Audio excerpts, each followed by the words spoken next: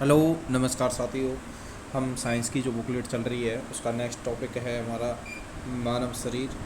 मानव शरीर के अंतर्गत हम देखेंगे कि हमारा जो है कौन कौन से टॉपिक हैं इसके अंतर्गत। देखिए, पहला टॉपिक पढ़ेंगे हम पाचन तंत्र, जो मानव का पोषण है। आज हमें ये कलाम का ये मानव शरीर संरचना तंत्र टॉपिक हमें करना है। ठीक है सर। देखिए, मानव पहले पढ़ेंगे हम मानव दांत क्या है। दांतों पर सफ़ेद आवरण का इनेमल होता है, जो मानव शरीर का सबसे कठोर पदार्थ होता है। यानी मानव दांत में जो होता है सफ़ेद आवरण क्या होता है, मानव दांत में जो सब पाया जाने वाला सफ़ेद आवरण इनेमल होता है, जो मानव शरीर का क्या होता है, सबसे कठोर पदार्थ होता है। ठीक है। दांतों के प्रकार में कृतनक, रदनक, अग्रचर्वक, चर्वक होता है, इंसीजर होता है, कैनाइन होता है, प्रीमोलर होता है, मोलर होता है। करतनक का से याद रखना काटना, रदनक चीरने फाड़ने का काम आता है, चबाने के लिए काम आता है। रदनक होता है, रदनक जो काम आता है दांत, वो किसके काम आता है, रदनक चीरने फाड़ने के काम आता है। अब पढ़ेंगे मानव की जीवा मुख गुहा के पृष्ठभाग से अधरतर के फ्रेनुलम लुंगवाल द्वारा जुड़ी होती है। किससे जुड़ी रहती है, फ्रेनुलम। जीवा मुख गुहा से किससे जुड़ी रहे, लिंगा लार ग्रंथियाँ, मुख्यतः 3 जोड़ी लार ग्रंथियाँ पाई जाती हैं जो लार स्रावित करती हैं। लार का पीएच मान 6.8 होता है तथा इसकी प्रकृति हल्की अम्लीय होती है। डायरेक्ट आता है, लार की प्रकृति कैसी होती है, लार की प्रकृति हल्की अम्लीय होती है। लार की प्रकृति हल्की अम्लीय होती है, जिसका पीएच 6.8 होता है, जिसका पीएच 6.8 होता है। मुख में स्टार्च कार्बोहाइड्रेट का पाचन शुरू हो जाता है। मुख में जो होता है, मुख में स्टार्च व कार्बोहाइड्रेट का पाचन शुरू होता है। स्टार्च व कार्बोहाइड्रेट का पाचन शुरू हो जाता है। डायरेक्ट रहता है कि स्टार्च व कार्बोहाइड्रेट का पाचन कहाँ शुरू हो जाता है, तो मुख में शुरू हो जाता है। लार एंजाइम में कौन कौन से, लाइसोजाइम एंजाइम और एमाइलेज या टाइलिन एंजाइम लार एंजाइम कहलाते हैं। ग्रसनी व ग्रसिका के मध्य एपिग्लोटिस घाटी ढक्कन होता है, जो कि वह सुनिश्चित करता है कि भोजन आहारनाल में ही जाएगा। ग्रसनी यानी लार एंजाइम जो है एमाइलेज या टाइलिन या लाइसोजाइम होता है। ग्रसनी व ग्रसिका के मध्य एपिग्लोटिस घाटी ढक्कन होता है, जो कि ये सुनिश्चित करता है कि भोजन आहारनाल में ही जाएगा। डायरेक्ट आता है, ऐसा कौन सा क्षेत्र है, कौन सी चीज़ है जो ये निश्चित करता है कि भोजन आहारनाल में जाएगा, तो वो एपिग्लोटिस है। और लार एंजाइम में एमाइलेज एंजाइम या टाइलिन एंजाइम या लाइसोजाइम एंजाइम लार एंजाइम कहलाते हैं। ये ग्रसिका क्या है, इसकी लंबाई लगभग 25 सेंटीमीटर होती है। डायरेक्ट प्रश्न आता है, ग्रसिका की लंबाई कितनी होती है, तो ग्रसिका की लंबाई 25 सेंटीमीटर होती है। ग्रसिका की लंबाई 25 सेंटीमीटर होती है। आहारनाल में भोजन की क्रमानुकंचन गति पाई जाती है। आहारनाल के अंतर्गत आहारनाल में जो होती है भोजन की गति किस प्रकार की पाई जाती है, क्रमाकुंचन गति पाई जाती है, क्रमाकुंचन गति पाई जाती है। ठीक है साहब। मुख में भोजन की अवस्था बोलस कहलाती है। डायरेक्ट आती है, मुख में भोजन की अवस्था क्या कहलाती है, बोलस कहलाती है।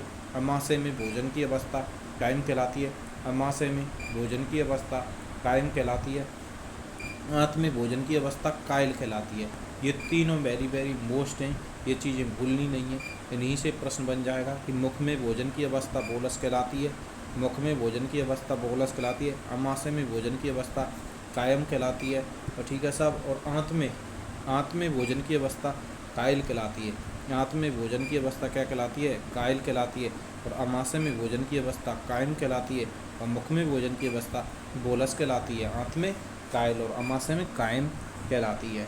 ठीक है साहब। देखिए, अब आगे देखते हैं कि अमाशय आ गई। अमाशय में क्या चीज़ें हैं। देखिए, अमाशय की संरचना जे अक्षर के आकार की होती है, जे अक्षर के समान होती है। अमाशय में भोजन का मंथन करने वाले अंग 3 भाग होते हैं। भोजन में अमाशय का जो मंथन है, अमाशय का मंथन वो 3 भागों में होता है। देखिए, 3 भाग कौन कौन से, एक कॉर्डियर जठर भाग होता है, ठीक है, एक फंडस भाग होता है, एक जठर निर्गमी भाग होता है। 3 भाग कौन कौन से होते हैं मुख में, कॉर्डियर या जठर भाग होता है, एक फंडस होता है, ये जठर निर्गमी भाग होता है। अमाशय में पाचन हेतु जठर रस स्रावित करता है। अमाशय का पाचन हेतु जठर रस स्रावित करता है। जठर रस की प्रकृति प्रबल अम्लीय, पीएच 1.8 होती है। जठर रस की प्रकृति अम्लीय होती है, प्रबल अम्लीय होती है, जिसका पीएच 1.8 होता है। जठर रस का पीएच 1.8 होता है। क्या तो होता है, 1.8 होता है। जठर रस म्यूकस एंजाइम पेप्सिनोजन रेनिन और गैस्ट्रिक लाइपेस और एसीएम अम्ल इसके अंतर्गत होता है। जठर रस के अंतर्गत जठर रस mucus enzyme pepsinogen enzyme rennin enzyme और गैस्ट्रिक लाइपेज एसियल अम्ल होता है। ठीक है, जठर रस में क्या क्या चीज़ें होती हैं? तो जठर रस में म्यूकस एंजाइम, पेप्सिनोजन, रेनिन और गैस्ट्रिक लाइपेज व एसियल अम्ल होता है। म्यूकस क्या है? ये अमाशय की दीवारों की रक्षा करता है तथा अमाशय को स्वयं पाचन में से बचाता है, स्वयं पाचन से बचाता है, यानी अमाशय स्वयं का कहीं पाचन ना कर ले। इससे कौन बचाता है? तो इससे म्यूकस बचाता है। क्या बचाता है? म्यूकस बचाता है। क्या करता है? म्यूकस बचाता है, म्यूकस बचाता है। ठीक है, म्यूकस बचाता है, अमाशय की दीवार रक्षा करता है और स्वयं पाचन से बचाता है। जठर रस में म्यूकस एंजाइम पेप्सिनोजन ये होता है। देखिए अब हम देखेंगे एंजाइम जो होता है, एंजाइम मुख्यतः प्रोटीन के बने होते हैं। एंजाइम किसके बने होते हैं? तो एंजाइम प्रोटीन के बने होते हैं। प्रोटीन एंजाइम में पेप्सिनोजन ये निष्क्रिय रूप से स्रावित होता है और HCl इसे सक्रिय पेप्सिन में बदलता है। पेप्सिनोजन जो एंजाइम होता है ये निष्क्रिय रूप से स्रावित होता है। किस रूप से स्रावित होता है? निष्क्रिय रूप से स्रावित होता है। HCl इसे सक्रिय पेप्सिन में बदलता है। रेनिन मानव शिशुओं में जठर रस में उपस्थित होता है, मानव शिशुओं के जठर रस में उपस्थित होता है। डायरेक्ट आता है कि रेनिन एंजाइम कहाँ उपस्थित होता है? तो रेनिन एंजाइम जो होता है ये मानव शिशुओं के जठर रस में उपस्थित होता है, मानव शिशुओं के जठर रस में उपस्थित होता है। गैस्ट्रिक लाइपेज क्या होता है? ये वसा के पाचन हेतु कमजोर एंजाइम होता है, किंतु ये वसा का अपघटन कर देता है। डायरेक्ट आता है गैस्ट्रिक लाइपेज एंजाइम क्या है? गैस्ट्रिक लाइपेज एंजाइम क्या है? गैस्ट्रिक लाइपेज ये वसा के पाचन हेतु कमजोर एंजाइम है, किंतु ये वसा का अपघटन कर देता है। हाइड्रोक्लोरिक अम्ल HCl क्या है? ये भोजन को अम्लीय बनाता है। ये निष्क्रिय पेप्सिनोजन को सक्रिय पेप्सिन में बदलता है। HCl के कार्य देख रहे हैं, HCl अम्ल के क्या क्या कार्य हैं? ये भोजन को अम्लीय बनाता है, ये निष्क्रिय पेप्सिनोजन को सक्रिय पेप्सिन में बदलता है, ये ज़्यादा मात्रा में स्रावित हो जाने पर पेट में अम्लता बढ़ा देता है। इसके इलाज हेतु एंटी एसिड का प्रयोग किया जाता है, जिसके लिए MgOH का whole twice milk of magnesia लिया जाता है। डायरेक्ट प्रश्न आता है कि अम्ल की ज़्यादा मात्रा स्रावित होने पर अम्लता बढ़ जाती है, एंटी एसिड हो जाता है। इसके उपचार के लिए MgOH का whole twice milk of magnesia का ये दिया जाता है। छोटी आंत क्षुद्रांत क्या है? ठीक है, मानव में इसकी औसत लंबाई 7 मीटर होती है। छोटी आंत की लंबाई मानव में 7 मीटर होती है, 6 से 7 मीटर होती है।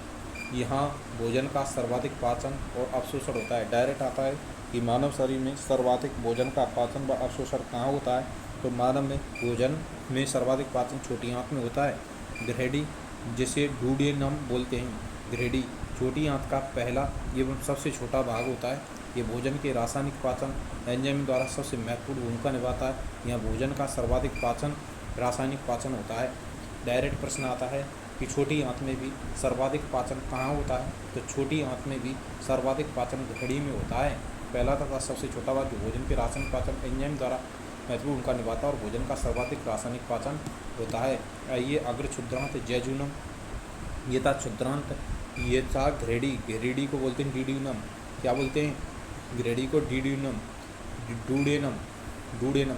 अब आता अग्र क्षुद्रांत जैजुनम, ये छोटी आंत का मध्य भाग होता है। छोटी आंत का क्या होता है? मध्य भाग होता है। यहाँ भोजन का सर्वाधिक अवशोषण होता है। भोजन का अवशोषण सूक्ष्मांकुर द्वारा होता है। सूक्ष्मांकुर रसांकुर भोजन का अवशोषण की इकाई कहा जाता है। एक चीज़ देखना, भोजन को रासायनिक पाचन एंजाइमों द्वारा सबसे महत्वपूर्ण भूमिका निभाता है। यहाँ भोजन का सर्वाधिक रासायनिक पाचन, अगर पूछिए कि भोजनों का सर्वाधिक रासायनिक पाचन कहाँ होता है तो वो ग्रेडी में होता है।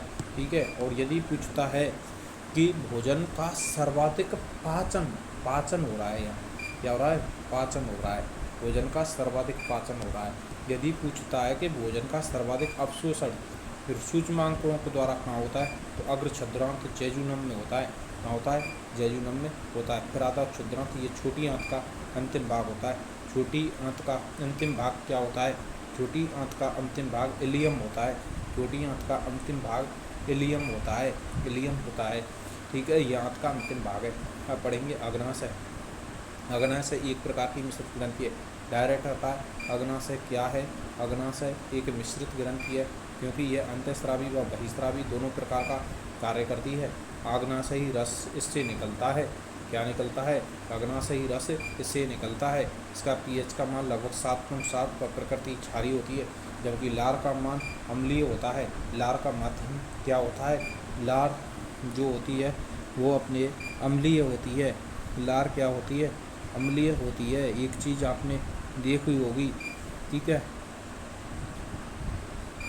क्या देखी कि जो लार होती है जठर रस का जो pH 1.8 होता है, और हमारी जो लार होती है, लार का pH मान जो होता है, लार का pH मान 6.8 होता है, जबकि अग्नाशयी रस जो निकलता है इसका pH मान 7.7 होता है। इसे ही पूर्वपाचक रस भी कहते हैं, ठीक है। क्या चीज़ देखनी है कि अग्नाशयी जो रस होता है, ठीक है, अग्नाशयी जो रस होता है इसका pH मान लगभग 7.7 होता है, 7.7 होता है, और इसका जो प्रकृति है वो क्षारीय प्रकृति होती है। इसे पूर्वपाचक रस भी कहते हैं, इसे पूर्वपाचक रस भी कहता है, कहते हैं, पूर्वपाचक रस भी कहते हैं, ठीक है। अग्नाशयी रस में उपस्थित एंजाइम व उनके कार्य क्या क्या हैं?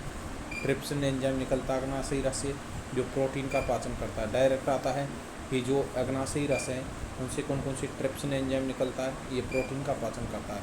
रह जाता है क्राइमोट्रिप्सिन, प्रोटीन पेप्टाइड व पॉलीपेप्टाइड में बदलता है। क्राइमोप्रोटीन होता है, यानी ट्रिप्सिन जो एंजाइम होता है, ट्रिप्सिन जो एंजाइम होता है ये तो क्या करता है? प्रोटीन का पाचन करता है, जबकि क्राइमोट्रिप्सिन होता है जो प्रोटीन को पेप्टाइड या पॉलीपेप्टाइड में बदलता है, पॉलीपेप्टाइड व प्रोपाइड में बदलता है, ठीक है साहब। कार्बोक्सीपेप्टोडाइज, ये प्रोटीन पेप्टाइड को अमीनो अम्ल में बदलता है। कार्बोक्सी जहाँ जाएगा, ठीक है। एमाइलेज जो एंजाइम है, स्टार्च या कार्बोहाइड्रेट का पाचन स्टार्च को माल्टोज में बदलता है। एमाइलेज जो एंजाइम है, एमाइलेज एंजाइम ये स्टार्च को किस में बदलता है? स्टार्च को माल्टोज में बदलता है, स्टार्च को माल्टोज में बदलता है, ठीक है साहब, स्टार्च को माल्टोज में बदलता है। एमाइलेज एंजाइम स्टार्च या कार्बोहाइड्रेट का पाचन करता है, स्टार्च को माल्टोज में बदलता है। स्टार्च को माल्टोज। लाइपेस एंजाइम वसा को वसीय अम्लों में बदलता है। न्यूक्लियस एंजाइम डीएनए व आरएनए को न्यूक्लियोटाइड में बदलता है। किस में बदलता है? न्यूक्लियोटाइड में। तो हमें एक ही चीज़ इसमें से सीखने को मिलती है, क्या सीखने को मिलती है कि जो ट्रिप्सिन एंजाइम है ये प्रोटीन का पाचन होता है।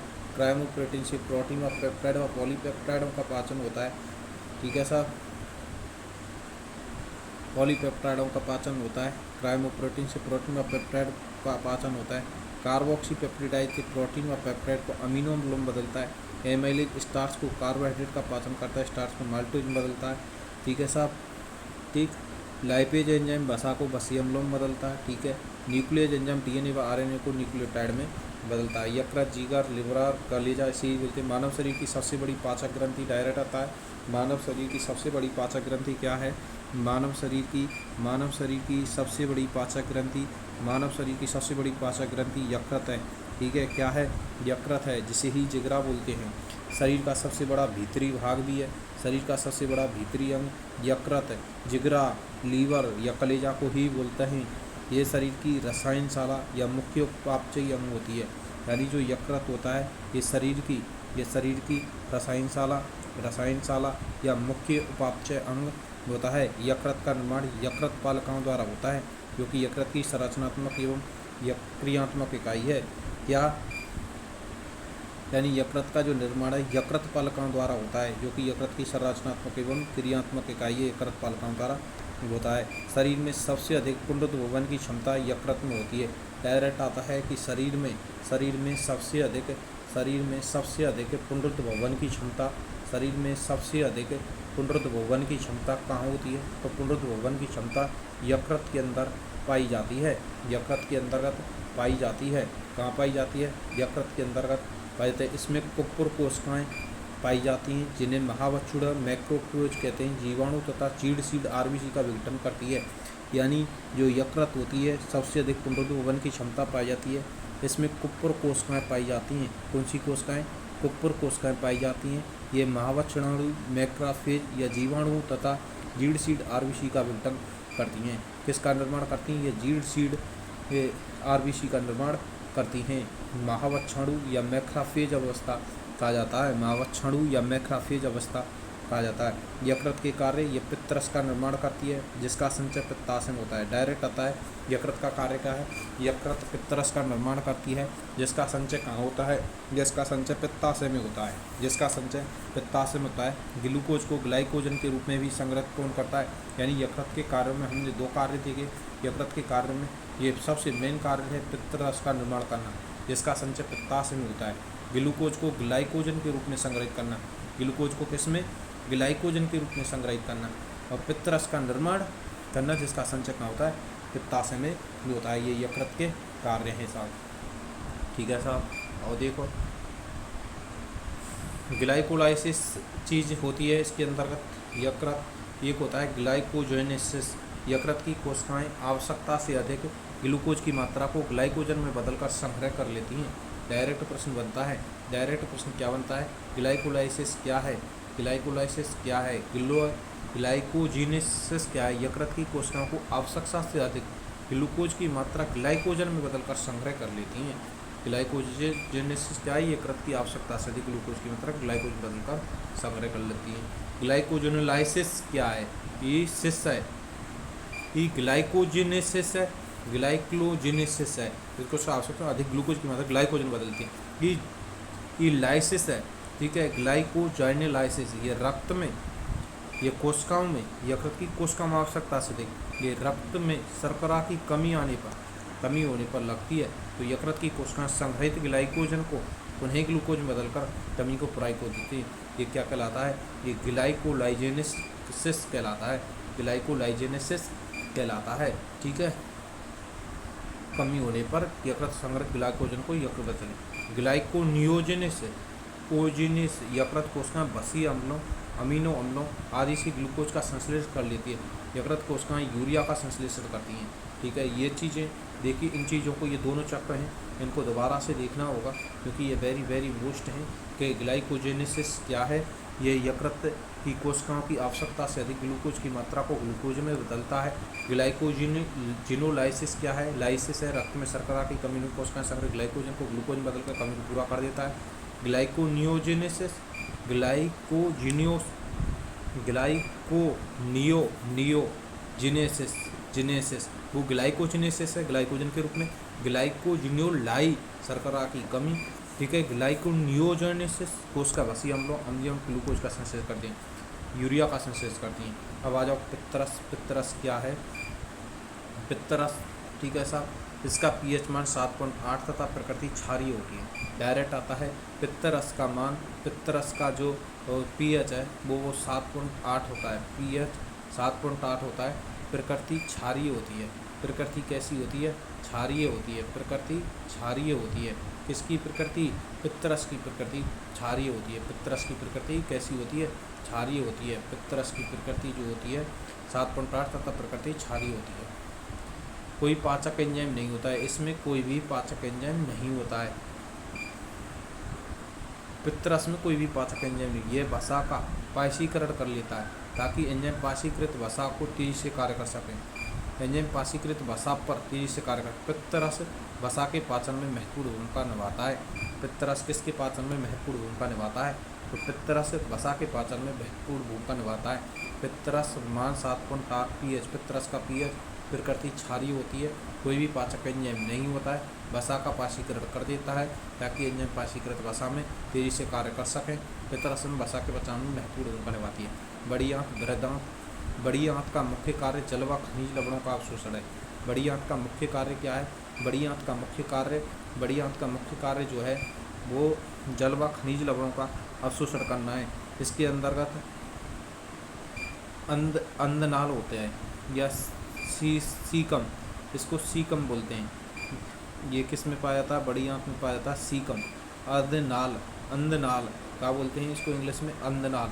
इसी के नीचे भीतर की ओर 4-5 इंच लंबी नली के आकार का अंग निकला होता है जिसे क्रेमीरो या वर्मीफॉर्म क्रेमीरोप परिशोषिका या अपेंडिक्स कहते हैं। यानी ध्यान रखना कि जो अपेंडिक्स भाग होता है वो किस में पाया जाता है, जो अपेंडिक्स जो भाग होता है, बड़ी आंत का मुख्य कार्य जल अवशोषण करना है।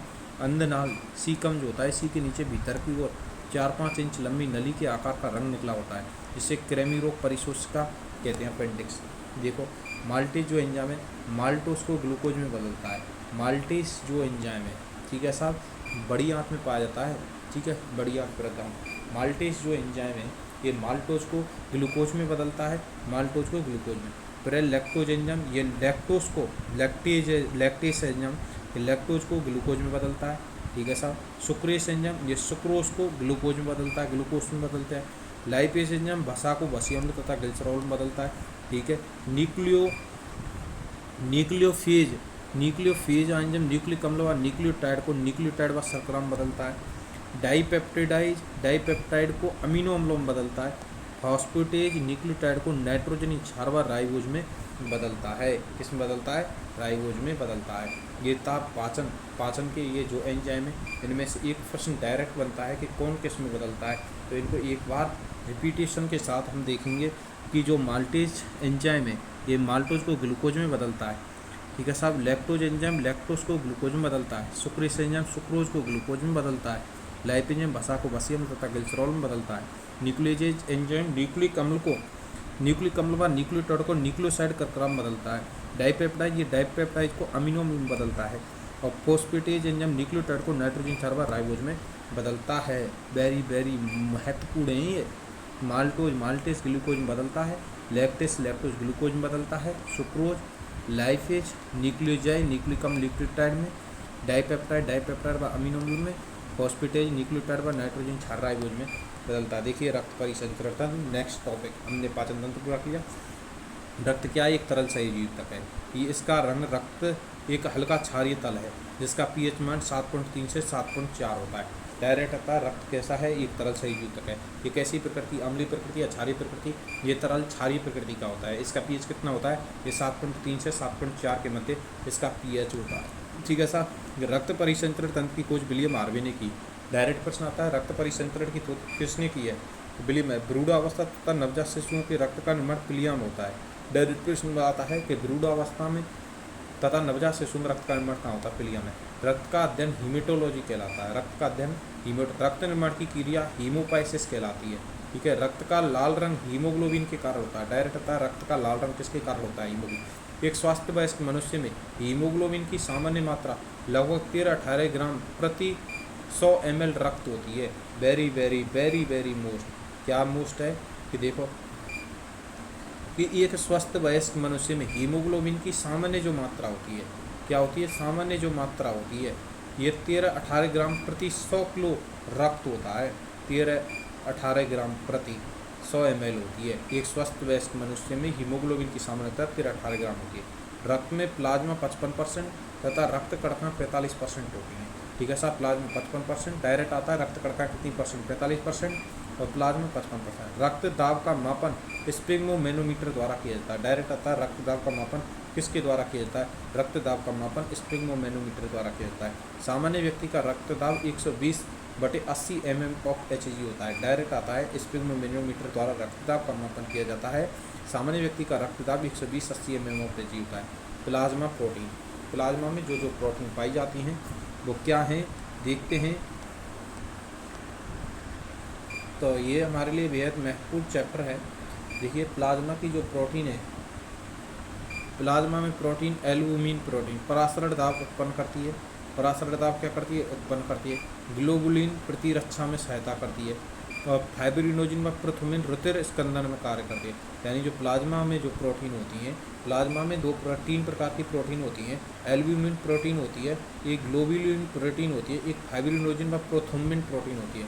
एल्बुमिन प्रोटीन होती है, ठीक है। एक ग्लोबुलिन प्रोटीन होती है, ठीक है साहब। और एक फाइब्रिनोजिन प्रोथुमिन होती है, रुधिर स्कंदन का कार्य करती है, ठीक है।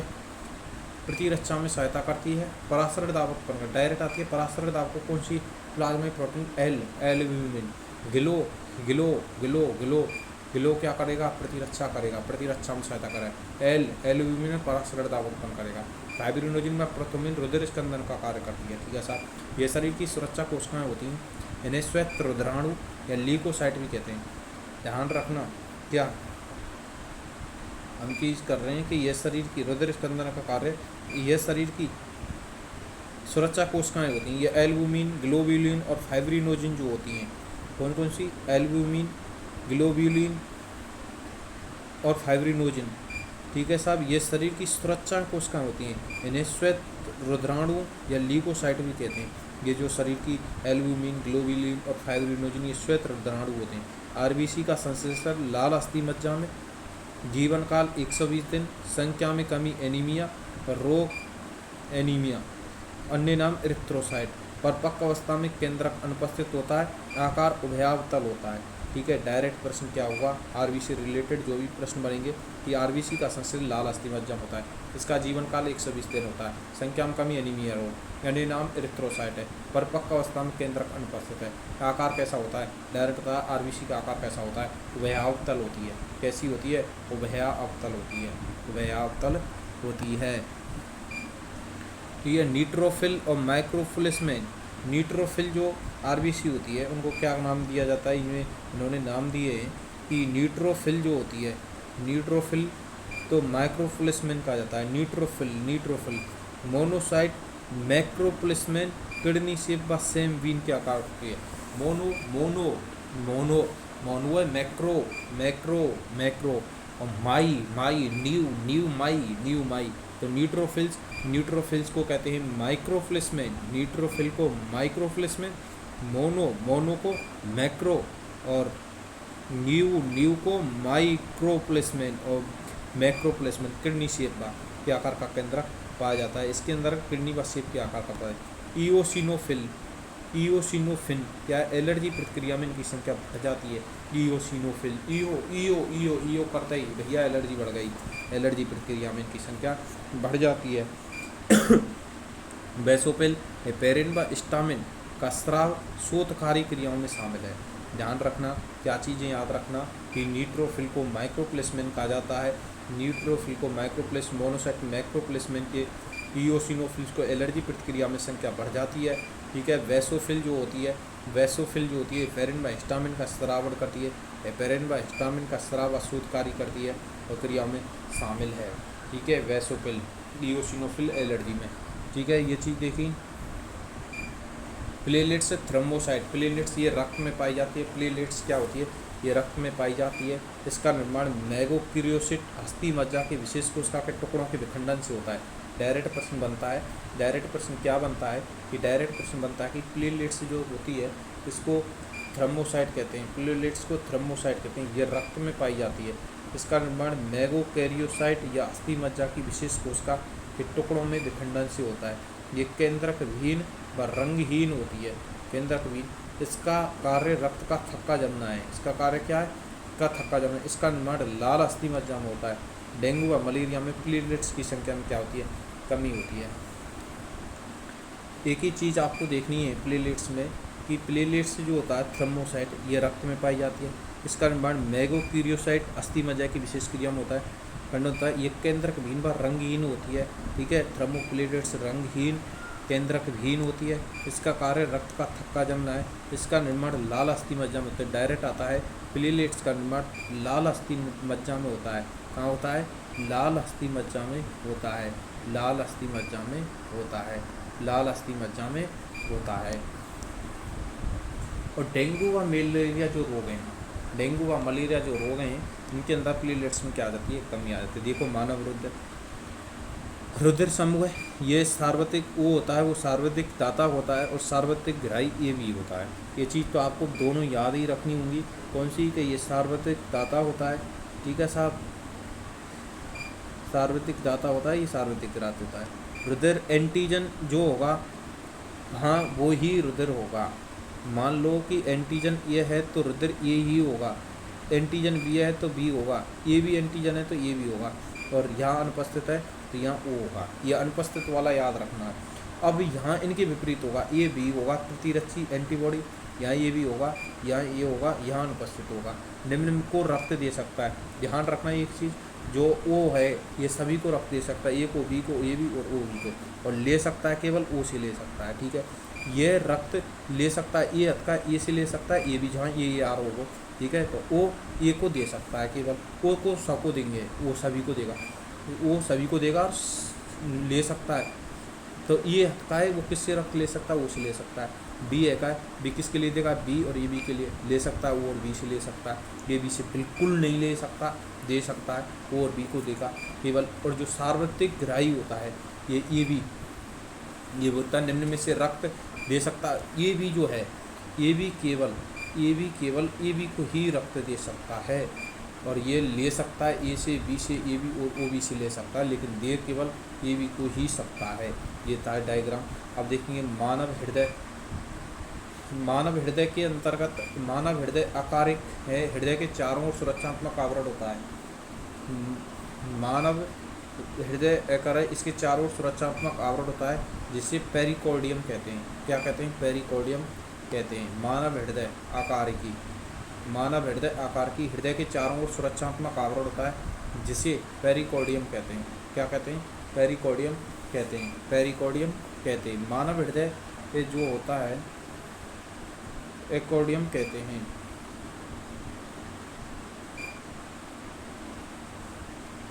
हृदय के चारों ओर सुरक्षात्मक आवरण जो होता है जिसे पेरिकोर्डियम कहते हैं। क्या कहते हैं? पेरिकोर्डियम कहते हैं। पेरिकोर्डियम कहा जाता है। पेरिकोर्डियम कहते हैं। ऊपरी दो कक्ष अपेक्षाकृत छोटे होते हैं जिन्हें आलिंद कहते हैं। ठीक है साहब? क्या कहते हैं? आलिंद कहते हैं। ऊपरी जो दो कक्ष होते हैं उन्हें क्या कहते हैं? आलिंद कहते हैं। मानव हृदय आकार की हृदय के चारों ओर सुरक्षात्मक आवरण होता है जिसे पेरिकोर्डियम कहते हैं। ऊपरी दो कक्ष अपेक्षाकृत छोटे जिन्हें आलिंद कहते हैं। निचले दो हिस्से अपेक्षाकृत बड़े होते हैं जिन्हें निलय कहते हैं। एक ही चीज़ याद रखनी है कि जो सुरक्षात्मक आवरण हमें प्रदान करती है, क्या? मानव हृदय आकार की, मानव हृदय आकार की में हृदय के चारों ओर सुरक्षात्मक आवरण होता है जिसे पेरिकोर्डियम कहते हैं। ऊपरी दो कक्ष अपेक्षाकृत छोटे होते हैं जिन्हें आलिंद कहते हैं। निचले दो हिस्से अपेक्षाकृत बड़े होते हैं जिन्हें निलय कहते हैं। बाएं ओर के आलिंद व निलय आपस में एक द्विबलन कपाट से जुड़ते हैं। बाएं ओर के आलिंद व निलय, बाईं ओर के जो आलिंद है द्विबलनी कपाट से, जिसे माइट्रल वाल्व या बायां एंट्रीवोल्यूकर वाल्व कहते हैं। यानी बाईं ओर के जो आलिंद व निलय होते हैं वो दो बलनी कपाट से जुड़े होते हैं, माइट्रल या वाल्व को वहाँ कहते हैं। निचले दो हिस्से अपेक्षाकृत बड़े होते हैं जिन्हें निलय कहते हैं। कुछ अपेक्षाकृत छोटे होते हैं जिन्हें आलिंद कहते हैं। दाहिनी ओर के निलय व आलिंद के मध्य त्रिबलनी का कपाट होता है। क्या होता है? त्रिबलनी कपाट होता है। जो दाहिनी ओर के निलय व आलिंद के मध्य दाहिनी ओर के रहते हैं एंट्रीवोल्यूकर वाल्व या त्रिबलनी कपाट होता है। ये कपाट रक्त को विपरीत दिशा में जाने से रोकता है। डायरेक्ट होता है कि रक्त को विपरीत दिशा में जाने से रोकता है। कौन सा रोकता है? तो ये रोकता है त्रिबलनी कपाट। त्रिबलनी कपाट रोकता है। त्रिबलनी कपाट जो रोकता है। कपाट के खुलने व बंद होने से लब-डब की आवाज़ आती है। कपाट के खुलने से किस प्रकार की आवाज़ आती है? तो लब-डब की आवाज़ आती है। किसकी आवाज़ आती है? लब-डब की आवाज़ आती है। कपाट के खुलने से लब-डब की आवाज़ आती है। निचले दोस्तों ये हमने ये चीज़ देखी। हृदय, हृदय क्या है? हृदय सामान्य व्यक्ति का हृदय प्रति मिनट 70 से 72 बार धड़कता है। हृदय धड़कन सुनने वाला अंतर है स्टेथोस्कोप। क्या है? हृदय को की धड़कन को किससे सुने? स्टेथोस्कोप से। किससे? स्टेथोस्कोप से सुना जाता है। किससे सुना जाता है? स्टेथोस्कोप से सुना जाता है। ठीक है साहब? हृदय धड़कन का नियंत्रण मेडुला ऑब्लांगेटा करता है। डायरेक्ट करता है। हृदय की धड़कन का नियंत्रण किसके द्वारा होता है? हृदय की धड़कन का नियंत्रण तो मेडुला ऑब्लांगेटा के द्वारा होता है। ठीक है साहब? Medulla oblongata. हृदय पेशियाँ अनैच्छिक और रेखीय प्रकार की होती हैं। डायरेक्ट आता है कि हृदय की जो पेशियाँ होती हैं वो किस प्रकार की होती हैं? तो हृदय की पेशियाँ जो होती हैं अनैच्छिक और रेखित प्रकार की होती हैं। कैसी होती हैं? रेखित व अनैच्छिक प्रकार की होती हैं। हृदय सामान्य व्यक्ति का हृदय प्रति मिनट 70 से 72 बार होता है। हृदय धड़कन सुनिए स्टेथोस्कोप होता है। हृदय धड़कन नियंत्रण मेडुला ऑब्लांगेटा के द्वारा होता है। हृदय की जो धड़कन का नियंत्रण है, हृदय की धड़कन का नियंत्रण जो होता है मेडुला ऑब्लांगेटा करता है। पेशियाँ अनैच्छिक और रेखित प्रकार की होती हैं।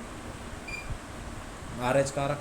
RH यंत्र की खोज लैंडस्टीनर व बिनर ने 1940 में रीसस नामक बंदर में की है। क्या करिए? 1940 में लैंडस्टीनर व बिनर ने। यह तंत्र रक्ताणु सतह पर RH एंटीजन की उपस्थिति या अनुपस्थिति पर आधारित है। भारत में लगभग 93% व्यक्ति RH प्लस तथा 7% व्यक्ति RH माइनस पाए जाते हैं। डायरेक्ट प्रश्न आता है कि RH जो कारक है खोज किसने की है? 1900 किस बंदर पर की है? रीसस बंदर पर करी है। यह तंत्र रक्ताणु सक्रिय एंटीजन की उपस्थिति ये लगभग भारत में कितने परसेंट है? ये भारत में लगभग 93% व्यक्ति में RH प्लस और 7% RH माइनस है। विवाह अयोग्य जोड़ा कौन सा है? RH माइनस मादा व RH प्लस पुरुष। यदि फिर भी इनकी शादी होती है, RH माइनस मादा है और RH प्लस पुरुष है, तो प्रथम बच्चा सामान्य पैदा हो जाएगा इनका, जैसे RH नेगेटिव जो महिला है वो RH प्लस हो जाते हैं समझ। लेकिन किंतु दूसरा बच्चा एरिथ्रोब्लास्टोसिस रोग से ग्रसित होगा। ध्यान रखना, यदि RH प्लस पुरुष की शादी RH नेगेटिव महिला से करा दी जाती है तो उनका प्रथम पुत्र सामान्य पैदा होगा, लेकिन दूसरा जो पुत्र है या पुत्री है जो भी पैदा होगी वो एरिथ्रोब्लास्टोसिस नामक रोग से ग्रसित मानी जाएगी। इस रोग से ग्रसित शिशु को रीसस शिशु कहते हैं। इसके इलाज हेतु प्रसव से ठीक पूर्व लगभग 72 घंटे पूर्व मादा को anti-RH- एंटीबॉडी रहोगम एंटीबॉडी का इंट्रोवेनस इंजेक्शन दिया जाता है। वेरी मोस्ट कौन सा मोस्ट कि एरिथ्रोब्लास्टोसिस रोग से ग्रसित व्यक्ति के लिए बचाने के लिए रीसस शिशु होता है।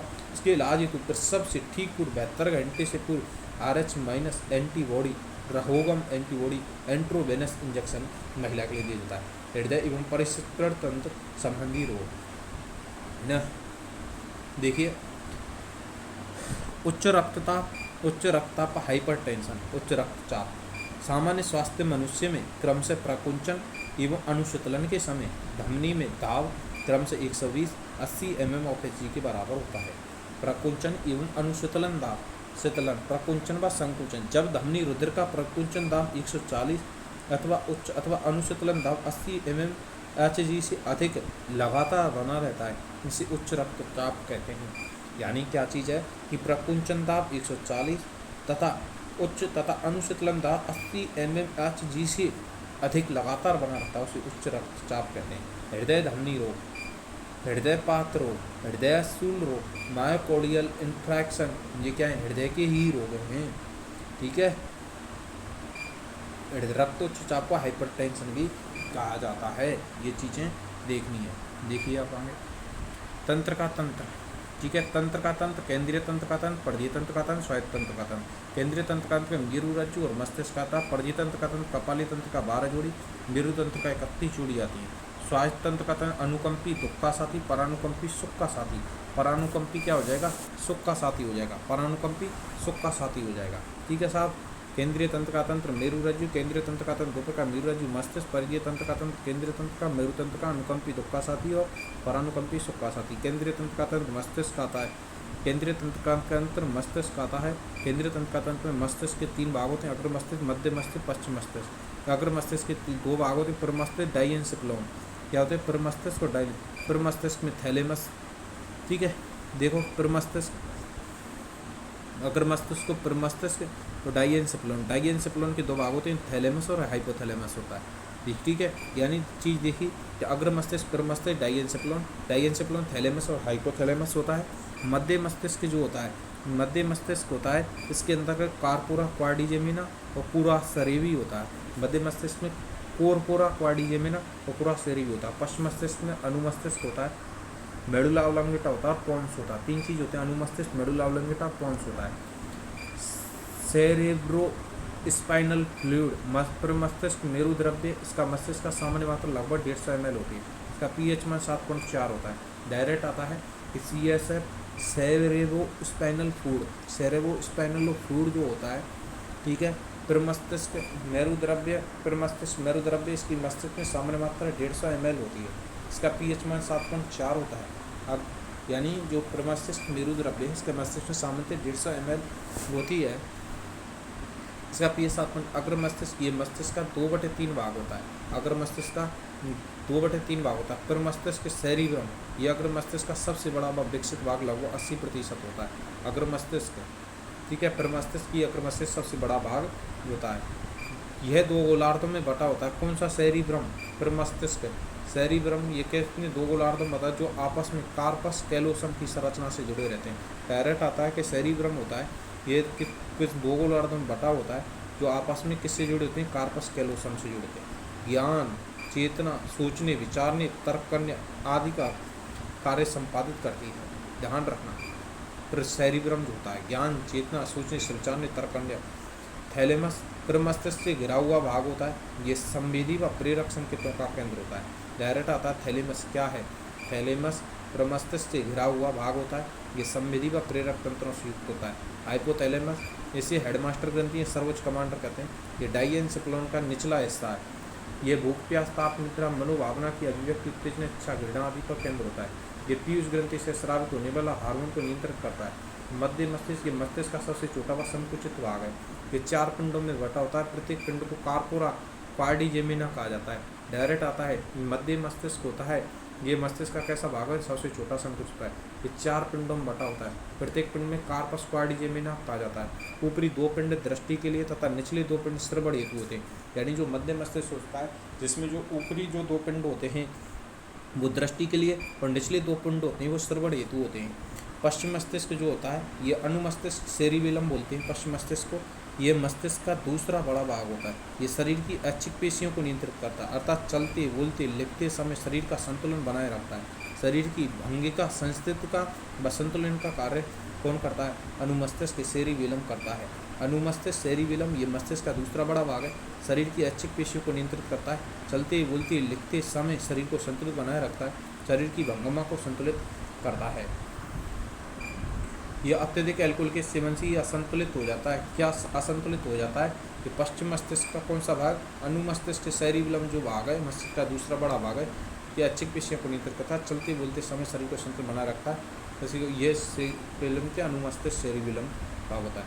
मेडुला ऑब्लोंगेटा ये शरीर की अनैच्छिक गतिविधियों तथा पेशियों पर नियंत्रण रखता है, जबकि ऐच्छिक पेशियों पर नियंत्रण सेरिबेलम करता है। सेरिबेलम करता है, जबकि अनैच्छिक पेशियों पर तुम्हारे मेडुला ऑब्लोंगेटा करता है।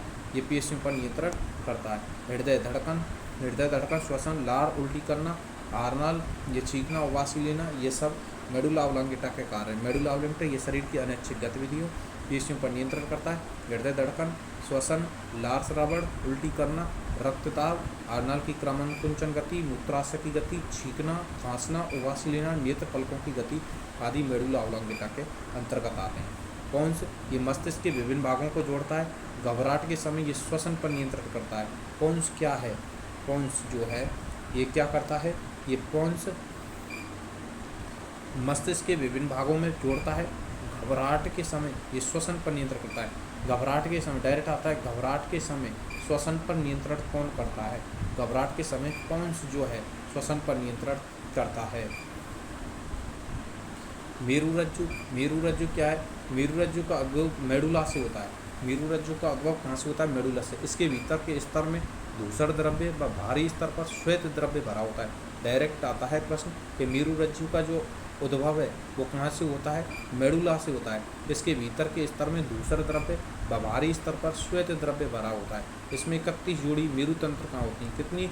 मेरुरज्जु में 31 जोड़ी मेरु तंत्रिकाएं होती हैं। मेडुला ऑब्लोंगेटा के धूसर द्रव्य होता है तब भरा होता है 31 जोड़ी मेरु।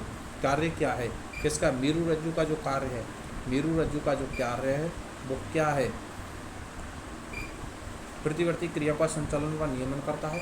प्रतिवर्ती क्रियाओं का नियंत्रण व संचालन करता है। प्रतिवर्ती चाप का सही क्रम ग्राह्य में संवेदी न्यूरॉन, मेरुरज्जु, प्रेरक हार्मोन और पेशी ये कार्य करता है। जब न्यूरॉन तंत्रिका तंत्र की सबसे छोटी संरचना में कई कई न्यूरॉन है।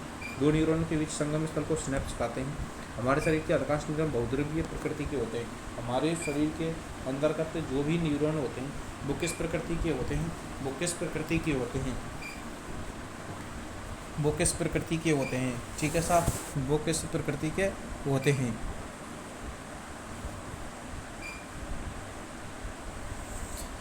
बहुध्रुवीय प्रकृति के होते हैं। अब देखिए अंतःस्रावी ग्रंथि। अंतःस्रावी ग्रंथियों में हार्मोन की विशेषता ये रक्त द्वारा पूरे शरीर को संचरित होती हैं। ये रक्त द्वारा पूरे शरीर में क्या होती हैं? संचरित होती हैं। रासायनिक दृष्टि से अधिकतर हार्मोन प्रोटीन प्रकृति के तथा कुछ प्रोटीन के विक्रम लिपिड रूप से होते रासायनिक संदेश वाहक होते हैं। डायरेक्ट प्रश्न क्या बनेगा? अंतःस्रावी ग्रंथियों में हम हार्मोन पढ़ रहे हैं, विशेषता क्या है? रक्त द्वारा पूरे शरीर में संचरित होती हैं। रासायनिक दृष्टि से अधिकतर हार्मोन प्रोटीन प्रकृति के होते हैं तथा कुछ प्रोटीन के व्युत्पन्न या लिपिड रूप में के होते हैं। रासायनिक संदेश वाहक होते हैं। एंजाइम, राइजोसोम एंजाइम के अलावा सभी एंजाइम प्रोटीन के बने होते हैं। कौन से? केवल राइजोसोम प्रोटीन के बने होते हैं, जबकि राइजोसोम एंजाइम आरएनए का बना होता है। राइजोसोम एंजाइम है जो आरएनए का बना होता है। ठीक है। एंजाइम सक्रियण ऊर्जा के मान को घटाकर अभिक्रिया की दर को बढ़ा देता है। एंजाइम अभिक्रिया में भाग लेने के बाद अपरिवर्तित रहते हैं। एंजाइम की खोज बुकनर ने की है। एंजाइम स्वयं रासायनिक अभिक्रिया में भाग नहीं लेते हैं। एंजाइम का ताप 35 से 40 डिग्री सेल्सियस व pH 6 से 8 प्रति संवेदनशील होता है। ठीक है, ये चीज़ देखनी है। हमने एंजाइम देखा, आरएनए देखा कि वो हार्मोन देखा। हार्मोन क्या है? रक्त द्वारा पूरे शरीर में संचरित होते हैं। रासायनिक रूप से अधिकतर अणु प्रोटीन प्रकृति के, व्युत्पन्न लिपिड रूप से स्टेरॉयड के होते हैं। रासायनिक संदेश वाहक होते हैं। एंजाइम जो होते हैं, राइजोसोम एंजाइम के अलावा सभी एंजाइम प्रोटीन के बने होते हैं, जबकि राइजोसोम एंजाइम आरएनए के बने होते हैं।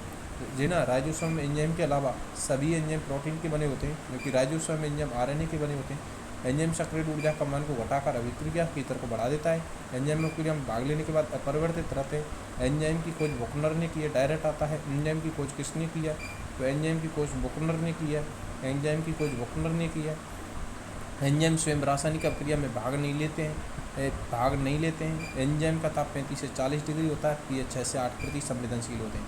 देखिए, ग्रंथियाँ अपने 3 प्रकार की होती हैं: अंतःस्रावी ग्रंथि, बहिस्रावी ग्रंथि और मिश्रित ग्रंथि। अंतःस्रावी ग्रंथि से हार्मोन स्रावित होते हैं, जबकि बहिस्रावी ग्रंथि से एंजाइम स्रावित होते हैं। और हार्मोन व एंजाइम दोनों मिश्रित ग्रंथि से होते हैं। नलिका विहीन होती है अंतःस्रावी ग्रंथि, अपने स्राव सीधे रक्त में छोड़ती हैं, जैसे पीयूष ग्रंथि, थैलेमस ग्रंथि, हाइपोथैलेमस, थायराइड और एड्रेनलिन और पीनियल ग्रंथि।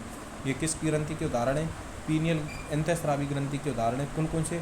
पीयूष ग्रंथि, थैलेमस ग्रंथि, हाइपोथैलेमस, थायराइड, एड्रेनलिन और पीनियल ग्रंथि। बहिस्रावी जो ग्रंथि है, एंजाइम स्रावित करती है, नालिका युक्त होती है, अपने स्राव नालिका में छोड़ती है, जैसे अश्रु ग्रंथि। अश्रु ग्रंथि को बोलते हैं लैक्राइमल। एक स्तन ग्रंथि होती है, लार ग्रंथि होती है, श्रूमिनस ग्रंथि होती है कान में, और एक श्वेत पसीना ग्रंथि भी हमारे अंदर पाई जाती है। एक होती है साहब मिश्रित ग्रंथि। अंतःस्रावी व बहिस्रावी के प्रकार है, दोनों प्रकार की होती है, जैसे अग्नाशय, वृषण और अंडाशय। ये मिश्रित ग्रंथि के उदाहरण है। डायरेक्ट आता है कि मिश्रित ग्रंथि के उदाहरण कौन कौन से हैं? तो मिश्रित ग्रंथि के जो उदाहरण हैं, अग्नाशय, वृषण और अंडाशय। ठीक है, अब आ जा अंशस्रावी। अंतःस्रावी ग्रंथि उदाहरण लार ग्रंथियाँ, श्लेष्मा ग्रंथियाँ, अश्रु ग्रंथियाँ, श्वेत ग्रंथियाँ। यानी अंशस्रावी उदाहरण लार ग्रंथि, कलश कोशिका, अंतरियल। अपस्रावी उदाहरण स्तन ग्रंथियाँ। डायरेक्ट आता है, क्या प्रश्न आता है? डायरेक्ट प्रश्न आता है अंशस्रावी ग्रंथि उदाहरण लार ग्रंथि, श्लेष्मा ग्रंथियाँ, श्रु ग्रंथियाँ, श्वेत ग्रंथियाँ। अंश इक्रो। अपस्रावी ग्रंथि एक्रोन। स्तन ग्रंथि को अपस्रावी ग्रंथि कहते हैं। अपस्रावी ग्रंथि किसको कहा जाता है? स्तन ग्रंथि को। पूर्णस्रावी ग्रंथि, सिबेशियल ग्रंथि, तेली ग्रंथि, माइबोनियन ग्रंथि और जायस्की ग्रंथि। पूर्णस्रावी, अपस्रावी, स्तन ग्रंथि। पूर्णस्रावी ग्रंथि, सिबेशियस ग्रंथि, तेली ग्रंथि और माइबोलियन जायस्की ग्रंथि।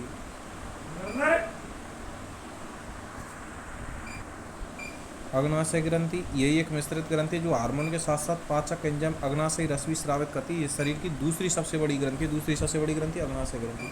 अग्नाशय ग्रंथि को लैग्रेंज दीपिका भी कहते हैं। ये 3 प्रकार की होती है, एक अल्फा कोशिका, एक बीटा कोशिका और एक डेल्टा कोशिका। याद रखिए, अल्फा कोशिका, बीटा कोशिका और डेल्टा कोशिका।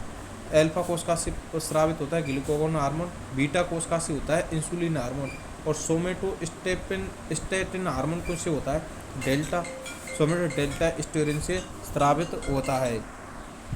अल्फा कोशिका ग्लूकागोन हार्मोन, बीटा ते इंसुलिन हार्मोन है को, डेल्टा ते सोमेटोस्टेटिन हार्मोन, को, बीटा ते इंसुलिन हार्मोन है को, और अपने अल्फा कोशिका ते ग्लूकागोन हार्मोन है को। ठीक है साहब। इंसुलिन हार्मोन जो होता है, इंसुलिन हार्मोन ग्लूकागोन के विपरीत कार्य कर ग्लूकोज की मात्रा को सामान्य बनाए रखता है। यानी ये क्या करता है? ग्लूकागोन हार्मोन होता है, अल्फा कोशिका से जो स्रावित हार्मोन ग्लूकागोन हार्मोन है। इंसुलिन हार्मोन ग्लूकागोन के विपरीत कार्य कर रक्त में ग्लूकोज की मात्रा को सामान्य बनाए रखता है। यह शरीर में ग्लाइकोजन के संश्लेषण को प्रेरित करता है। कौन सा? इंसुलिन हार्मोन जो होता है ग्लाइकोजन के संश्लेषण को प्रेरित करता है। इंसुलिन हार्मोन ग्लूकागोन के विपरीत कार्य में रक्त में ग्लूकोज की मात्रा को सामान्य बनाए रखता है। ठीक है साहब, याद है वो। इंसुलिन हार्मोन संबंधी रोग, इंसुलिन से संबंधित रोग कौन कौन से? एक अल्पस्राव से, एक अतिस्राव से। इंसुलिन के अल्पस्राव से क्या होता है?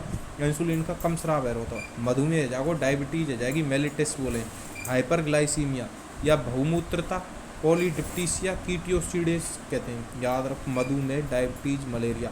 Diabetes mellitus, diabetes mellitus, diabetes mellitus, diabetes mellitus याद है वो। हाइपरग्लाइसीमिया, हाइपरग्लाइसीमिया और बहुमूत्रता थे पॉलीडिप्सिया, कोटोडियोसिस, पोलीडियसा। अति स्राव से कौन कौन से होंगे? हाइपोग्लाइसीमिया, हाइपो, ठीक है, रक्त में ग्लूकोज की मात्रा धीरे धीरे कम होने लगती है। अति स्राव से इंसुलिन हार्मोन के अधिक स्राव से क्या होता है? रक्त में ग्लूकोज की मात्रा धीरे धीरे कम होने लगती है, हाइपरग्लाइसीमिया। ग्लिकेगोन क्या है? ग्लाइकोजन को ग्लूकोज में परिवर्तित करता है। ग्लूकेगोन जो होता है, ग्लूकेगोन क्या करेगा? ग्लाइकोजन को ग्लूकोज में परिवर्तित करता है। ग्लूकोज संश्लेषण से प्रेरित कर रक्त में ग्लूकोज की मात्रा को बढ़ाता है। डायरेक्टतः रक्त में ग्लूकोज की मात्रा कौन बढ़ाता है? तो ग्लूकेगोन, ग्लूकेगोन रक्त में ग्लूकोज की मात्रा को बढ़ाता है, रक्त में ग्लूकोज की मात्रा को ग्लूकोगोन बढ़ाता है। सोमेटोस्टेटिन क्या है? ये इंसुलिन तथा ग्लूकोगोन के स्राव में निरोधक की भांति कार्य करता है तथा पचवीय भोजन की स्वांगीकरण की अवधि को बढ़ाता है। सोमेटोस्टेटिन का कार्य करेगा? सोमेटोस्टेटिन जो का कार्य करेगा इंसुलिन, सोमेटोस्टेटिन ये इंसुलिन तथा ग्लूकोगोन के स्राव में निरोधक की भांति कार्य करता है तथा पचवीय भोजन की स्वांगीकरण की अवधि को बढ़ा देता है। थायराइड ग्रंथि, यह अंग्रेजी के एच अक्षर के आकार की होती है। थायराइड ग्रंथि कैसे आकार की? एच आकार की, एच आकार की, एच आकार की। यह सबसे बड़ी अंतःस्रावी ग्रंथि है। डायरेक्ट आओ ये प्रश्न आओ कि ये सबसे बड़ी अंतःस्रावी ग्रंथि कौन सी है? सबसे बड़ी अंतःस्रावी ग्रंथि कौन सी है? थायराइड ग्रंथि अंतःस्रावी ग्रंथि है। थायराइड ग्रंथि सबसे बड़ी अंतःस्रावी ग्रंथि है साहब, ठीक है। कैसे अक्षर की है? एच अक्षर की है। थायराइड ग्रंथि सबसे बड़ी अंतःस्रावी ग्रंथि है। स्रावित हार्मोन थायरोक्सिन, टेट्रानोल hormone, triiodothyronine hormone, calcitonin. Calcitonin hormone भी थायराइड ग्रंथि से स्रावित होता है। डायरेक्ट आता है कि thyroxine, tetraiodothyronine hormone, tetraiodothyronine hormone, calcitonin hormone, calcitonin hormone. यानी थायराइड ग्रंथि एच अक्षर के आकार की होती है, सबसे बड़ी अंतःस्रावी ग्रंथि है। स्रावित hormone thyroxine, tetraiodothyronine hormone, triiodothyronine, calcitonin, calcitonin होता है, ठीक है।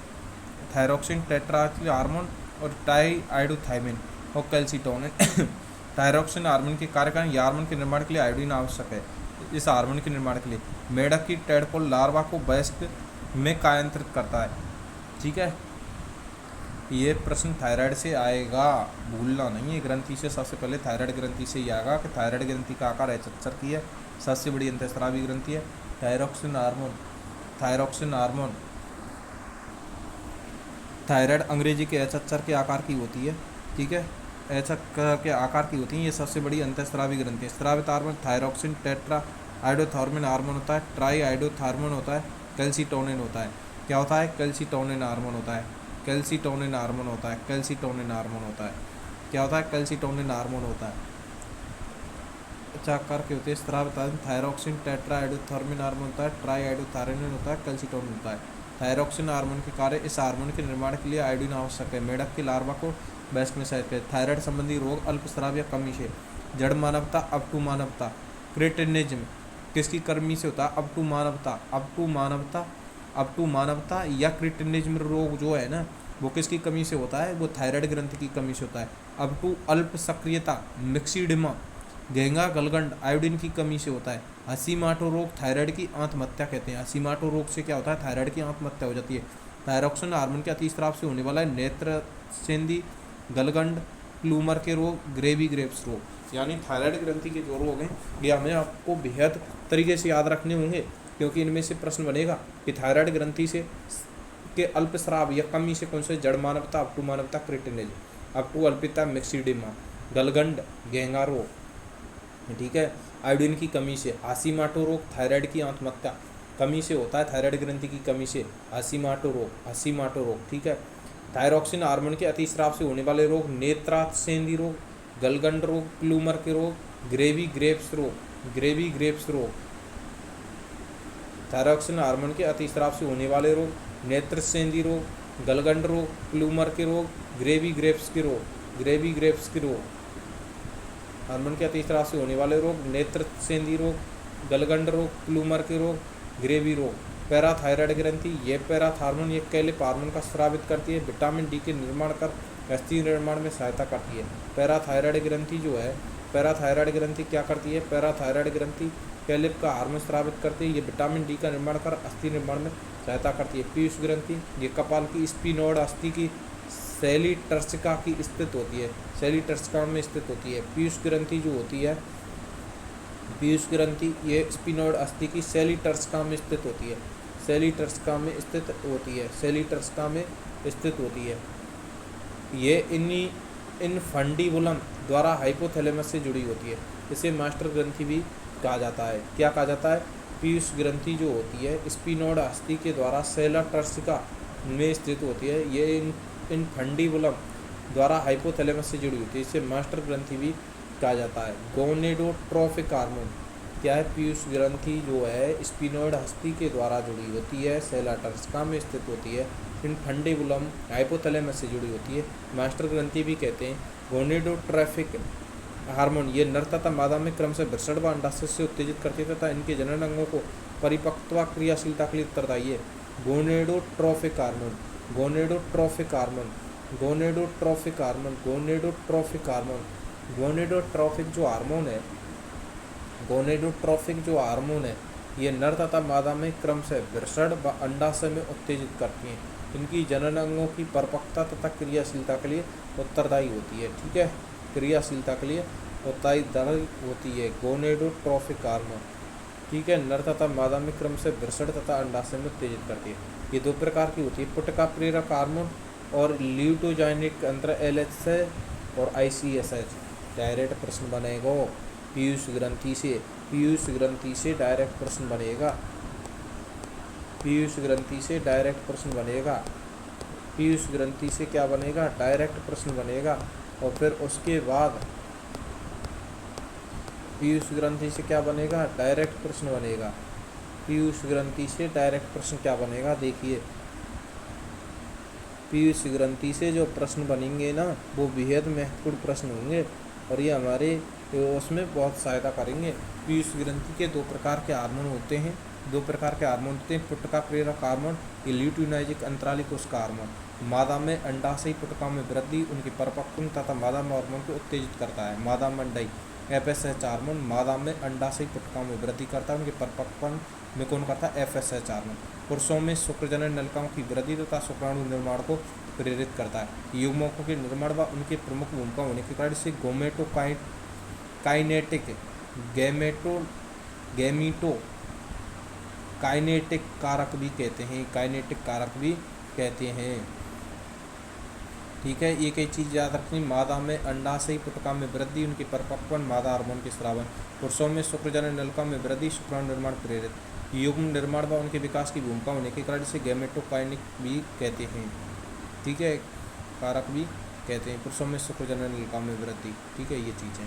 ल्यूटिनाइजिक अंतराल कोशिका मादा में ग्रेपियन पुटका के परिपक्वन अंडोत्सर्ग कार्पस ल्यूटियम के विकास हार्मोन के स्रावण में भी प्रेरित करता है। कौन? ICH या LH हार्मोन जो होता है मादा में ग्राफियन पुटका के परिपक्वन अंडोत्सर्ग कार्पस ल्यूटियम के विकास में करता है। पुरुषों में वृषण की अंतराली या लीडिंग कोशिका को प्रेरित कर एंड्रोजन नर हार्मोन स्रावित करता है। पुरुषों में वृषण की अंतराली या लीडिंग कोशिकाओं को प्रेरित कर एंड्रोजन नर हार्मोन स्राव को प्रेषित करता है। ठीक है, नर हार्मोन को प्रेषित करता है। ये चीज़ है, ये हो गई। अब देखो आगे, ऑक्सीटोसिन पीटोनोसिन हार्मोन ये का ये जनन के समय गर्भाशय की दीवार की अनैच्छिक पेशियों के संकुचन को प्रेरित करता है, जिसमें प्रसव के समय प्रसव पीड़ा उत्पन्न कर शिशु जन्म में सहायक होता है। डायरेक्ट होता है ऑक्सीटोसिन हार्मोन जो होता है ये जनन के समय गर्भाशय की दीवार में अनैच्छिक पेशियों के संकुचन को प्रेरित करता है, जिसमें प्रसव के समय प्रसव पीड़ा उत्पन्न होती है, सहायक है। ये स्तन ग्रंथियों में दुग्ध निष्कासन को भी प्रेरित करता है। डायरेक्ट दुग्ध निष्कासन को प्रेरित कौन सा हार्मोन करता है? ऑक्सीटोसिन करता है। इसलिए इसे जनन हार्मोन या दुग्ध निष्कासन हार्मोन या मिल्क डाउन हार्मोन भी कहता है। डायरेक्ट प्रश्न आता है कि ऑक्सीटोसिन जो हार्मोन होता है ये स्तन ग्रंथि में दुग्ध निष्कासन को भी प्रेरित करता है, इसलिए इसे जनन हार्मोन, दुग्ध निष्कासन या मिल्क और डाउन हार्मोन भी कहा जाता है। वैसोप्रेसिन या मूत्र विरोधी हार्मोन या एंटी डायूरेटिक हार्मोन या मूत्र विरोधी हार्मोन या वैसोप्रेसिन हार्मोन ये रक्त नलिकाओं द्वारा जल के पुनः अवशोषण को बढ़ाता है, इसे मूत्र विरोधी हार्मोन भी कहते हैं। ये रक्त दाब को भी बढ़ाता है, इसकी कमी से व्यक्ति का मूत्र पतला तथा रुधिर गाढ़ा हो जाता है, इसे मूत्रलता या डायबिटीज या इंसिपिडस रोग हो जाता है, इसे व्यक्ति को बार बार पेशाब लगता है। वेरी मोस्ट क्या है कि वैसोप्रेसिन या एंटी डायूरेटिक मूत्र विरोधी हार्मोन ये रक्त की नलिकाओं द्वारा जल में पुनः अवशोषण को बढ़ाता है, इसे मूत्र विरोधी हार्मोन कहते हैं। ये रक्तदाब को भी बढ़ा देता है। इसकी कमी से व्यक्ति का मूत्र पतला व रुधिर गाढ़ा हो जाता है। जैसे मूत्रलता या डायबिटीज या इंसेप्टिस रोग भी कहते हैं। इससे व्यक्ति को बार बार पेशाब लगता है। क्या लगता है? बार बार पेशाब लगता है। किससे? वैसोप्रेसिन या एंटोमी मूत्र विरोधी हार्मोन। ये रक्त नलिका द्वारा जल के पुनर्अवशोषण को बढ़ाता है। इसे मूत्र विरोधी हार्मोन भी कहते हैं। थाइमस ग्रंथि हृदय के ठीक आगे ट्रैकिया के समीप स्थित होती है। मानव में यौवनावस्था के पश्चात उनके आकार में लगातार ह्रास होता है। वृद्धावस्था में ये ग्रंथि पतले धागे के समान रह जाती है। इस ग्रंथि को टी लिम्फोसाइट कोशिका का प्रशिक्षण केंद्र या प्रतिरक्षा का प्रमुख अंग कहते हैं। ये ग्रंथि थाइमोसिन हार्मोन स्रावित करती है। डायरेक्ट आता है थाइमस ग्रंथि। थाइमस ग्रंथि क्या है? थाइमस ग्रंथि क्या है? ये ठीक से ट्रेकिया के समीप होती है। मानव में यौवनावस्था के पश्चात इसके आकार में लगातार ह्रास होती है। यौवनावस्था जैसे ही निकल जाती है, यौवनावस्था के पश्चात इसकी लगातार क्या होती है? ह्रास होती है। वृद्धावस्था में ये ग्रंथि धागे के समान रह जाती है। वृद्धावस्था में धागे के समान रह जाते हैं। इस ग्रंथि में T4 लिम्फोसाइट कोशिका का प्रशिक्षण केंद्र प्रतिरक्षा का अंग भी कहा जाता है। ये थायरोमोसिन हार्मोन स्रावित करती है। अब आ जाओ एड्रीनलिन ग्रंथि। ये ग्रंथि जीवन की बुद्धिमानी भी कहते हैं।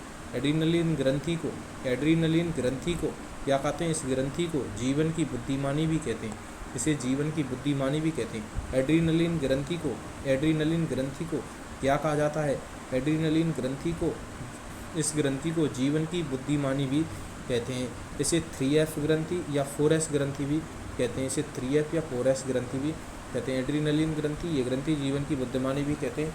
इसे 3S या 4S ग्रंथि भी कहते हैं। अधिवृक्क ग्रंथि के बाहरी भाग कॉर्टेक्स के मिनरली कॉर्टियर एल्डियोरी ग्लीकोइडियस व लिंग हार्मोन स्रावित करती है। डायरेक्ट प्रश्न क्या बनेगा? इस प्रश्न को देखने से पहले आप देखिएगा कि एड्रीनलिन इस ग्रंथि के जीवन को बुद्धिमानी भी कहते हैं। 3F 4S ग्रंथि भी कहते हैं। अधिवृक्क ग्रंथि के बाहरी भाग में मिनरली कॉर्टेक्स एल्डियोसे ग्लूकोडिस व लिंग हार्मोन स्रावित होते हैं। अधिवृक्क ग्रंथि के आंतरिक भाग के भाग से एड्रीनलिन व नॉर एड्रीनलिन हार्मोन स्रावित होते हैं। डायरेक्ट आता है एड्रीनलिन हार्मोन से कौन से हार्मोन स्रावित होते हैं? तो आंतरिक भाग से एड्रीनलिन व नॉरएड्रेनालिन। एड्रीनलिन हार्मोन क्या होता है? एड्रीनलिन इसे संकटकालीन हार्मोन या करो मारो या 3S या 4F हार्मोन भी कहा जाता है। एड्रीनलिन हार्मोन को संकटकालीन हार्मोन कर या मरो या 3S हार्मोन कहा जाता है। यह अनुकंपी तंत्र का तंत्र से होने वाली क्रियाओं को संचालित करने में मदद करता है। एड्रीनलिन जो हार्मोन होता है इसे संकटकालीन या करो मरो या 3S हार्मोन भी कहते हैं। यह अनुकंपी तंत्र का तंत्र से होने वाली क्रियाओं को संचालित करने में मदद करता है। एड्रीनलिन हार्मोन क्या है? ये संकटकालीन करो या मरो 3S हार्मोन है। तंत्रिका में होने वाली क्रियाओं को संचालित करने में मदद करता है।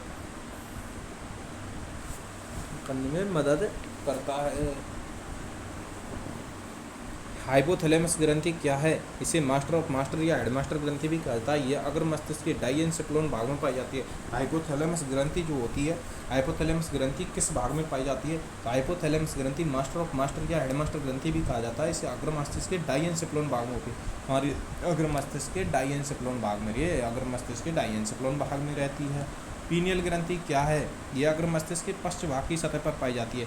जो पीनियल ग्रंथि होती है, ये अग्र मस्तिष्क के पश्च भाग में पाई जाती है। अन्य नाम है मस्तिष्क की रेत, तीसरी आंख या लैंगिक जैविक घड़ी भी कहा जाता है।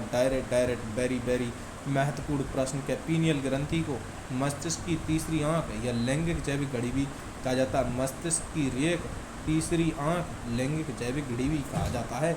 इससे स्रावित हार्मोन मेलेटोनिन होता है। कार्य हमारे सोने जागने का चक्र को नियंत्रित करती है। ये जनन हार्मोनों को भी नियंत्रित करती है। वेरी मोस्ट चीज़ हमने पीनियल ग्रंथि से प्रश्न 100% उठेगा। क्या उठेगा? अगर मस्तिष्क के पश्च भाग की सतह पर पाई जाती है। ठीक है साहब। अन्य नाम में मस्तिष्क की रेत है, तीसरी आंख है, लैंगिक जीवा कही है। स्रावित हार्मोन मेलेटोनिन है वो। ठीक है, कहा हो डायरेक्ट है पीनियल ग्रंथि से कौन सा हार्मोन? मेलेटोनिन। कार्य हमारे सोने जागने के चक्र को नियंत्रित करती है। ये जनन हार्मोन को भी नियंत्रित करती है। जनन ग्रंथि, एस्ट्रोजन एक हार्मोन है। एस्ट्रोजन क्या है? एक हार्मोन है जिसका उत्पादन स्त्रियों में अंडाशय की ग्राफियन पुटका से थीका इंटरना की कोशिकाओं द्वारा यौवनारंभ से लेकर रजोनिवृत्ति के आरंभ तक होता है। एक चीज़ हमें देखने को मिलती है कि जनन ग्रंथि जो होती है ये एस्ट्रोजन की हार्मोन है जिसका एक श्रावण स्त्रियों द्वारा अंडाशय की ग्राफियन पुटका की थीका इंटरन की कोशिकाओं द्वारा यौनारंभ से लेकर रजोनिवृत्ति तक होती है।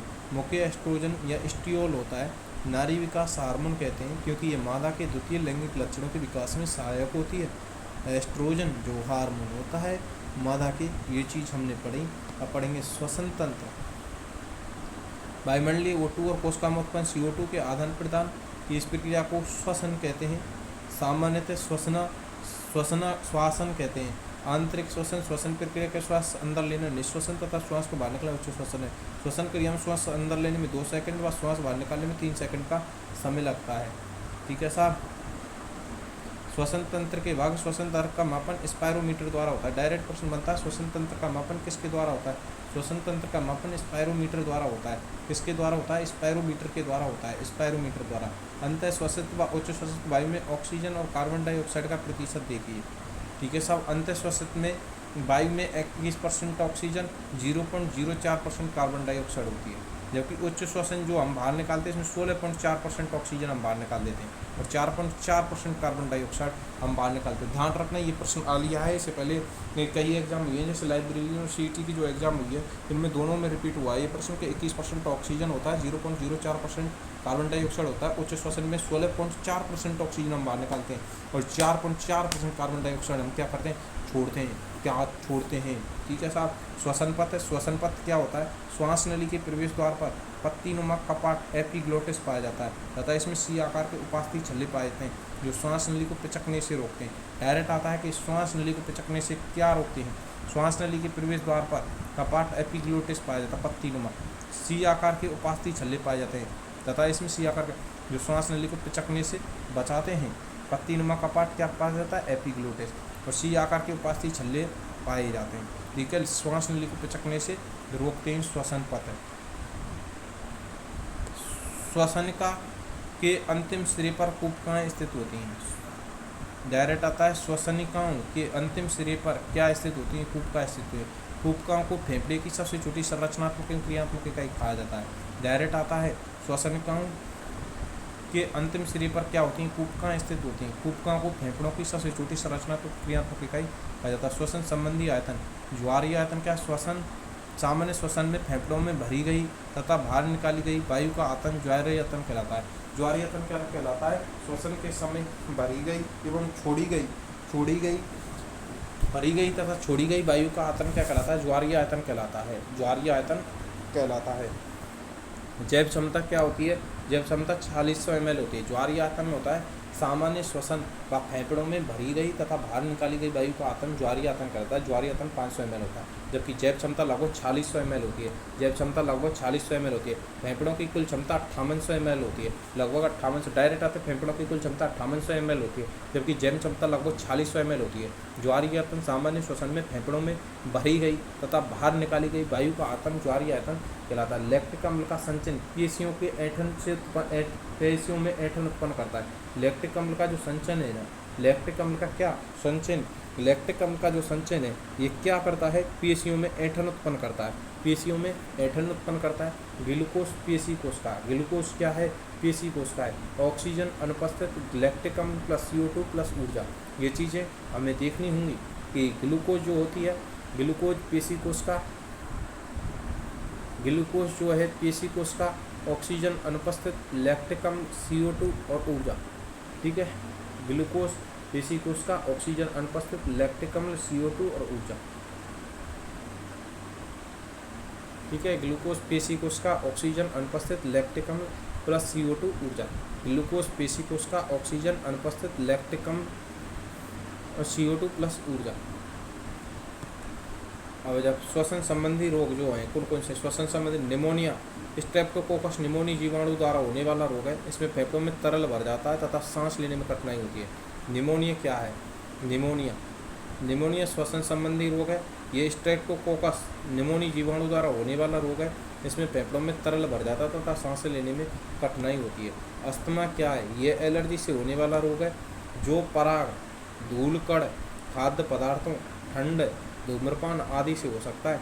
सांस लेने में कठिनाई होने वाला रोग का प्रमुख लक्षण है अस्थमा। अस्थमा क्या है? अस्थमा क्या है? यह एलर्जी से होने वाला रोग है जो पराग, धूलकण, खाद्य पदार्थ और ठंडे, धूम्रपान आदि से हो सकता है। सांस लेने में कठिनाई इस रोग का प्रमुख लक्षण। के अंदर उच्च श्वसन के समय सीटी की आवाज़ आती है। उच्च श्वसन के समय कैसी आवाज़ आती है? सीटी की आवाज़। सिलिकोसिस व एस्टिब्यूटोसिस ये रोग वायु प्रदूषण के कारण होते हैं। व्यक्ति में सिलिका के खानों में इसमें रोग होने की संभावना होती है कि सिलिका के बारीक कण वायु के अंदर फेफड़ों में प्रवेश करते हैं, उन्हें फाइब्रोसिस तथा सूजन पैदा हो जाती है। सिलिकोसिस या एस्टिब्यूलोसिस क्या है? सिलिकोसिस व एस्टिब्यूलोसिस ये रोग वायु प्रदूषण के कारण होता है। ठीक है। फेफड़ों का कैंसर प्रमुख कारण धूम्रपान है। वात स्फीति ये भी अत्यधिक धूम्रपान के कारण होता है। वात स्फीति एम्फाइसीमा बोलते हैं, जिसे एम्फाइसीमा बोलते हैं। ठीक है। धूम्र श्वासनिश्वास ब्रोंकिटिस ये श्वसनी की आंतरिक सतह पर सूजन आ जाने के कारण खांसी, अत्यधिक श्लेष्म, हरा पीला कफ, श्वास में कठिनाई आती है। श्वसनीशोथ या ब्रोंकिटिस। ब्रोंकिटिस किसका रोग है? ब्रोंकिटिस श्वसनी आंतरिक है। प्लूरिसिसी रोपड़ ये रोग फुफ्फुस आवरण प्लूरा में सूजन आ जाती है। प्लूरा के अंदर प्लूरल द्रव की मात्रा में वृद्धि होती है। सीने में तेज दर्द इसका मुख्य कारण प्लूरा के अंदर माइकोबैक्टीरियम ट्यूबरकुलस से नमक बैक्टीरिया का संक्रमण होता है। ठीक है। क्या होता है? प्लूरोसिस जो रोग है ना, प्लूरोसिस रोग है, ये रोग फुफ्फुस आवरण प्लूरा में होता है। प्लूरा के अंदर प्लूरल द्रव की मात्रा सोने में तेज दर्द मुख्य कारण प्लूरा के अंदर माइकोबैक्टीरियम नामक बैक्टीरिया का संक्रमण करता है।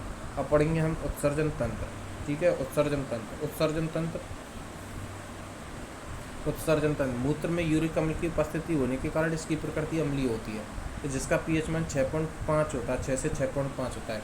डायरेक्ट प्रश्न क्या बनेगा कि मूत्र का जो पीएच मान है, मूत्र में यूरिक अम्ल की उपस्थिति के कारण ये कैसी प्रकृति का अम्लीय होता है?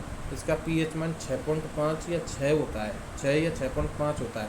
यूरिक अम्ल उपस्थित होने के कारण इसकी प्रकृति अम्लीय होती है। मूत्र का रंग उसमें उपस्थित वर्णक यूरोक्रोम के कारण होता है। मूत्र का रंग जो होता है, मूत्र का रंग कैसा होता है? यूरोक्रोम के कारण होता है। यूरोक्रोम के कारण होता है। मूत्र का रंग किसके कारण होता है? यूरोक्रोम के होता है। मूत्र में 95% जल, 2.5% यूरिया और 2% लवण व यूरिक अम्ल 0.03% होते हैं। ठीक है। मूत्र में 95% जल होता है, 2.5% यूरिया होता है और 2% लवण, ये यूरिक अम्ल व अन्य 0% होते हैं। मूत्र के प्रवाह का सही क्रम क्या है? वृक्क से मूत्रवाहिनी में मूत्राशय और मूत्रवार के द्वारा बाहर निकाल दिया जाता है। यानी अगर मूत्र के प्रवाह का यदि हम सही क्रम देखें तो मूत्र के प्रवाह का सही क्रम है वृक्क है भाई। वृक्क के बाद मूत्रवाहिनी, मूत्र के बाद मूत्राशय, मूत्राशय के बाद मूत्रमार्ग। उत्सर्जी पदार्थ के आधार पर जंतु यूरियोटॉलिक जंतु मनुष्य, स्तनधारी, ऊँट, बकरी, भैंस, बंदर, मेढक आदि। यानी यूरिया जो निकाले यूरियोटॉलिक जंतु में मनुष्य, स्तनधारी, ऊँट, बकरी, भैंस, बंदर, मेढक आदि। यूरिकोटॉलिक जंतु कीट, सरीसृप, सर्प और छिपकली। अमोनियोटॉलिक जंतु ये जीव जिसका उत्सर्जी पदार्थ अमोनिया NH3 होता है, अमोनियोटॉलिक जंतु कहलाता है। जैसे जलीय कशेरुकी जीव, स्थल मछलियाँ, उभयचर जंतु। अमीनोटॉलिक जंतु घोंघा। अमीनोटॉलिक भाई साहब निमित्त अगर आओ ना तो होगा भी नहीं, आ सकता है, कोई बड़ी बात नहीं है। यूरियोटॉलिक जो होता है मनुष्य, स्तनधारी, ऊँट, बकरी ये होते हैं। यूरिक कीट, सरीसृप, सर्प और छिपकली, पक्षी। यूरिक में कहाँ आएंगे? यूरिक में आएंगे कीट, सरीसृप, सर्प और छिपकली। ठीक है साहब। अमोनोटॉलिक में आएंगे ये जीव जिसका उत्सर्जी पदार्थ अमोनिया NH3 होता है, अमोनोटॉलिक कहलाते हैं। जलीय कशेरुकी जीव, स्थल मछलियाँ, उभयचर जंतु। अमीनोटॉलिक जंतु घोंघा। ठीक है। यूरियोटॉलिक जंतु मनुष्य, स्तनधारी, ऊँट, बकरी, भैंस। यूरिकोटॉलिक जंतु कीट, सरीसृप, सर्प और छिपकली। अमोनोटॉलिक जंतु ये जीव जिसका उत्सर्जी पदार्थ अमोनियो NH3 होता है, अमोनोटॉलिक जंतु कहलाते हैं। जलीय कशेरुकी जीव में स्थल मछलियाँ, उभयचर जंतु। अमीनोटॉलिक जंतु घोंघा। अमीनोटॉलिक जंतु में घोंघा होता है। अमीनोटॉलिक में घोंघा होता है। क्या होता है? घोंघा होता है। उत्सर्जी पदार्थ जंतु यूरिकोटॉलिक मनुष्य, स्तनधारी, ऊँट, बकरी, भैंस। यूरिकोटॉलिक जंतु कीट, सरीसृप, सर्प, छिपकली। टॉलिक जंतु जीव जिसका उत्सर्जी पदार्थ अमोनिया NH3। अमीनोटॉलिक जंतु जलीय कशेरुकी जीव, स्थल जीव, उभयचर जंतु। अमीनोटॉलिक घोंघा। अमीनोटॉलिक मानव वृक्क। स्तनधारी में एक जोड़ी वृक्क पाए जाते हैं, सेन के बीच के आकार के होते हैं। लाल रंग के वृक्क डायफ्राम के नीचे कशेरुकी दंड के दोनों ओर स्थित होते हैं। डायरेक्ट आता है रंग लाल रंग के वृक्क मानव वृक्क स्तनधारी में एक जोड़ी वृक्क होते हैं, सैम के बीज के आकार के होते हैं। कैसे होते हैं? लाल रंग के वृक्क डायफ्राम के नीचे कशेरुओं की दंड के दोनों। डायरेक्ट आता है वृक्क का रंग किस प्रकार का होता है? वृक्क का जो रंग है वो लाल रंग के होते हैं। वृक्क कैसे रंग का होता है? लाल रंग का होता है। ठीक है साहब। वृक्क 4-5 इंच लंबा, 2 इंच चौड़ा होता है। वृक्क की मध्य सतह पर खांच होती है जो हाइलम कहलाती है। वृक्क का भारी भाग कोर्टेक्स होता है, आंतरिक भाग मेडुला कहलाता है। एक ही चीज़ याद रखनी है, मानव जो वृक्क है, स्तनधारी में एक जोड़ी वृक्क पाते हैं, सैम के बीच के आकार के लाल रंग के वृक्क डायफ्राम कशेरुओं की दंड दोनों ओर स्थित होते हैं। वृक्क 4-5 इंच लंबा, 2 इंच चौड़ा। वृक्क की मध्य सतह पर खांच होती है, हाइलम कहलाती है। वृक्क का भारी भाग कोर्टेक्स, वृक्क का भारी भाग क्या कहलाओगे? भारी भाग कोर्टेक्स कहलाओगे। और तथा आंतरिक भाग जो होता है मेडुला कहलाता है। नेफ्रॉन, नेफ्रॉन में होता है बोमेन संपुट। बोमेन संपुट का शाखा अभिवाही धमनियाँ कोशिकाओं का एक गुच्छा पाया जाता है। इन गुच्छों को ग्लोमेरुलस कहते हैं। बोमेन संपुट जो होता है, ठीक है, बोमेन संपुट जो होता है, बोमेन संपुट क्या होता है? बोमेन संपुट शाखा अभिवाही धमनियाँ कोशिकाओं का एक गुच्छा होता है। इन गुच्छों को ग्लोमेरुलस कहते हैं। बोमेन संपुट में एक शाखा अभिवाही धमनियों की कोशिकाओं का एक गुच्छा पाया जाता है। इन गुच्छों को ग्लोमेरुलस कहा जाता है। ठीक है साहब। वृक्क नलिकाएं, ये बोमेन संपुट के निचले हिस्से से प्रारंभ होती हैं। वृक्क नलिका कहाँ से होती है? बोमेन संपुट को जो निचले हिस्सा, मूत्र निर्माण की क्रिया 3 चरणों से निस्यंदन, परानिस्यंदन, निस्यंदन पर पुनः अवशोषण और स्रावण। निस्यंदन या परानिस्यंदन बोले, पुनः अवशोषण और स्रावण। मूत्राशय, यही एक पेशीय थैलीनुमा संरचना है। वृक्क से आने वाला मूत्र का भंडारण करता है। काउपर ग्रंथि के स्राव के द्वारा मूत्र मार्ग की अम्लीयता को समाप्त कर उसे उदासीन या हल्का क्षारीय बनाता है। काउपर जो ग्रंथि है, काउपर ग्रंथि के स्राव के द्वारा मूत्र मार्ग की अम्लीयता को समाप्त कर उसे उदासीन व हल्का क्षारीय बनाता है। उदासीन व हल्का क्षारीय बनाता है।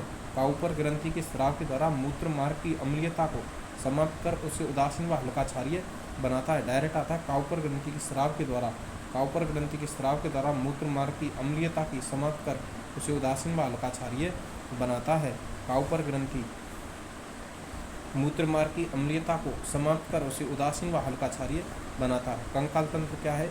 अच्छे कंकाल में खोपड़ियों की अस्थि, दांतों सहित ऊपरी एवं निचले जबड़ों की अस्थियां व अंगूठे के आकार की 33 कशेरुकियां सम्मिलित होते हैं। तो रीढ़ की हड्डी का निर्माण होता है। ठीक है, डायरेक्ट प्रश्न आता है, अच्छे कंकाल जो होता है, खोपड़ी की अस्थियां, दांतों सहित ऊपरी व निचले जबड़ों की अस्थियां, अंगूठे 33 कशेरुकियां सम्मिलित होती हैं। रीढ़ की हड्डी का निर्माण होता है। बच्चे कंकाल में 12 जोड़ी हॉकी स्टिक के आकार जैसी होती हैं। कैसी 12 जोड़ी? अनुबंधी कंकाल में अंश मेखला, श्रेणी मेखला, हाथ का पैर की अस्थियां सम्मिलित हैं। रीढ़ खंड क्या है? रीढ़ खंड छोटी छोटी 33 अस्थियों से मिलकर बने होते हैं, जिन्हें कशेरुका कहते हैं।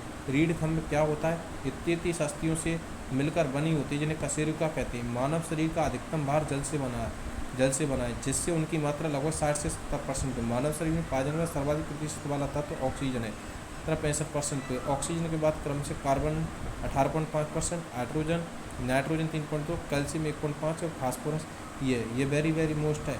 33 अस्थियाँ मिलकर बनी होती हैं, जिन्हें कशेरुका कहते हैं। मानव शरीर का अधिकतम भार जल से बना है, उसकी मात्रा लगभग 60 से 70% है। मानव शरीर में पाया जाने वाला सर्वाधिक प्रतिशत वाला तत्व ऑक्सीजन है, जिसकी मात्रा 65% है। कितनी है? 65% है। ऑक्सीजन के बाद क्रम से carbon 18.5%, hydrogen 9.5%, nitrogen 3.2%, calcium 1.5%, phosphorus 1% है। मानव अस्थियाँ क्या है? वयस्क मानव में 206 अस्थियाँ। डायरेक्ट आता है। अस्थियों में अधात्री का निर्माण ओसी नामक प्रोटीन द्वारा होता है। आधात्री का निर्माण डायरेक्ट प्रश्न आता है। अस्थियों में आधात्री का निर्माण किससे होता है? ओसी नामक प्रोटीन से होता है, ओसी नामक। इसमें कैल्शियम तथा मैग्नीशियम के लवण पाए जाते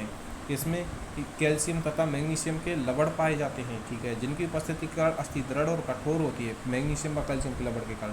फीमर शरीर की सबसे लंबी व मजबूत अस्थि है। इसका निचला सिरा टिबिया, फिबुला व ऊपरी सिरा कूल्हे की अस्थि से जुड़ा होता है। डायरेक्ट प्रश्न बनता है, फीमर शरीर की सबसे लंबी व मजबूत अस्थि है, जिसका निचला सिरा टिबिया, फिबुला व ऊपरी सिरा कूल्हे की अस्थि से जुड़ा होता है। कंधे की अस्थि अंश मेखला कहलाती है। कंधे की अस्थि अंश मेखला, कूल्हे की अस्थि से श्रेणी मेखला कहते हैं। यानी कंधे की जो अस्थि है, कंधे की अस्थि अंश मेखला कहलाती है, जबकि कूल्हे की जो अस्थि है, कूल्हे की अस्थि को श्रेणी मेखला कहते हैं। उपास्थि का अध्ययन कॉन्ड्रियोलॉजी कहलाता है।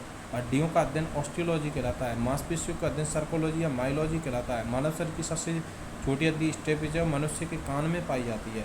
ठीक है साहब। कंधे की अस्थि को क्या कहते हैं? अंश मेखला कहते हैं। ठीक है। कूल्हे की अस्थि को श्रेणी मेखला कहते हैं। उपास्थि का अध्ययन क्रोंडोलॉजी, क्या? क्रोंडोलॉजी, ये वेरी मोस्ट है कि उपास्थि का अध्ययन क्या कहलाता है? क्रोंडोलॉजी। हड्डियों का अध्ययन याद है ऑस्टियोलॉजी, मांसपेशियों का अध्ययन सर्कोलॉजी, या माइलॉजी याद है, चल कोई दिक्कत ना, हड्डी स्टेपिज याद है, मनुष्य के कान में। एक ही चीज़ है कि जो उपास्थियों का अध्ययन है, उपास्थियों का अध्ययन जो है कॉन्ड्रियोलॉजी कहलाता है, कॉन्ड्रियोलॉजी। मानव पेशियाँ, मानव शरीर में कुल पेशियों की संख्या 639 है। सबसे लंबी मांसपेशी सार्टोरियस है। सबसे लंबी मांसपेशी जो मनुष्य की जांघ में पाई जाती है, मनुष्य में सबसे बड़ी ये जो पेशी है, मांसपेशी सार्टोरियस है, जो मनुष्य की जांघ में पाई जाती है। सबसे बड़ी मांसपेशी ग्लूटियस मैक्सिमस है। सबसे बड़ी, सबसे लंबी, पूछिए सबसे लंबी, सार है लंबो, सार लंबी मांसपेशी सार्टोरियस। सबसे बड़ी मांसपेशी ग्लूटियस मैक्सिमस है, ग्लूटियस मैक्सिमस कूल्हे में पाई जाती है। सबसे छोटी पेशी स्टेपिडीज है, जो मनुष्य के कान पाई, स्टेपिडियस है।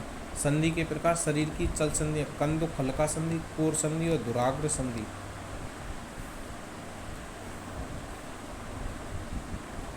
संधि के प्रकार शरीर में चल संधियाँ क्या है? शरीर में चल संधियाँ कंदुक हल्का संधि, कोर संधि और दुराग्र संधि।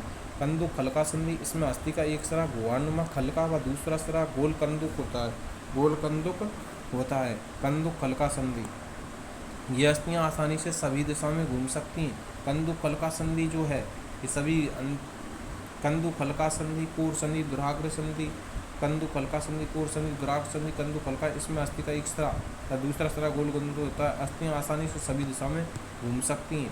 उदाहरण अंश मेखला हाथ की उम्रस अस्थि से संधि है।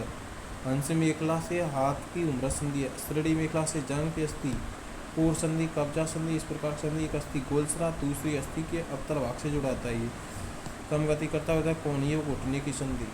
कोर संधि या कब्जा संधि, इस प्रकार की संधि में अस्थि का गोल सिरा होता है, दूसरा अस्थि का अवतल भाग से जुड़ा होता है। दुराग्र संधि, हमारा सिरा सिर मेरुदंड के ऊपरी सिरे में जिस संधि द्वारा जुड़ा होता है उसे दुराग्र संधि कहते हैं। संधि के कारण मेरुदंड की स्थिर अस्थि पर खोपड़ी तथा निचला सिरा आसानी से दाएं बाएं पर नीचे घूम जाता है। अचल संधि, सिर की अस्थियों के बीच कुछ संधियाँ ऊपर जबड़े में खोपड़ी के मध्य अचल संधि पाई जाती है। जनन तंत्र, जनन, लैंगिक जनन और अलैंगिक जनन, इसमें दो जनक नर व मादा का निर्माण होता है। इसमें एक ही जनक संतति का निर्माण कायिक जनन भी कहा जाता है। इसमें एक जनन संतति का निर्माण।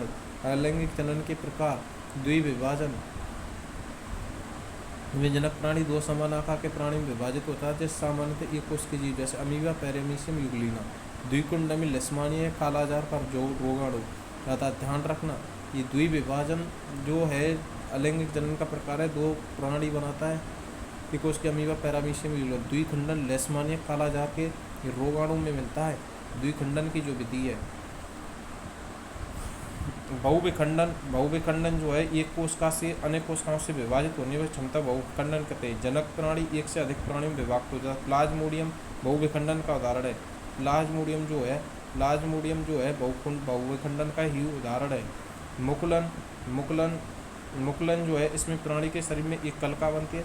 ये कलिका विकसित होकर नए प्राणी का निर्माण करती है, जैसे हाइड्रा व वर्टिसिला। हाइड्रा व वर्टिसिला मुकुलन जो है, मुकुलन ये कलिका बनती है तो नए प्राणी का निर्माण करती है। हाइड्रा व वर्टिसोल मुकुलन के उदाहरण हाइड्रा। पुनरुद्ध भवन की जो क्रिया है, पुनरुद्ध भवन या पुनर्जन, इसमें जीव कुछ टुकड़ों में खंडित हो जाता है, प्रत्येक खंड वृद्धि कर नए जीव में विकसित हो जाता है। प्लेनेरिया, हाइड्रा व तारा मछली। डायरेक्ट था पुनरुद्ध भवन के उदाहरण कौन है? प्लेनेरिया, हाइड्रा व तारा मछली। प्लेनेरिया, हाइड्रा व तारा मछली। प्लेनेरिया पुनरुद्ध भवन जनन के, इसमें जीव कुछ टुकड़ों में वृद्धि कर नए जीव विकसित होता है। प्लेनेरिया, हाइड्रा व तारा मछली। प्लेनेरिया, हाइड्रा व तारा मछली। नर जनन तंत्र, प्राथमिक लिंग नर में एक जोड़ी वृषण को सुरक्षित रखता है। द्वितीयक लिंगिक अंग शुक्रवाहिनी, शुक्राशय से सन होता है। यानी प्राथमिक लिंग के जनन में कौन कौन सी चीज आएंगी? प्राथमिक लिंग के जनन में नर एक जोड़ी वृषण कोष आएंगे, एक जोड़ी वृषण कोष आएंगे।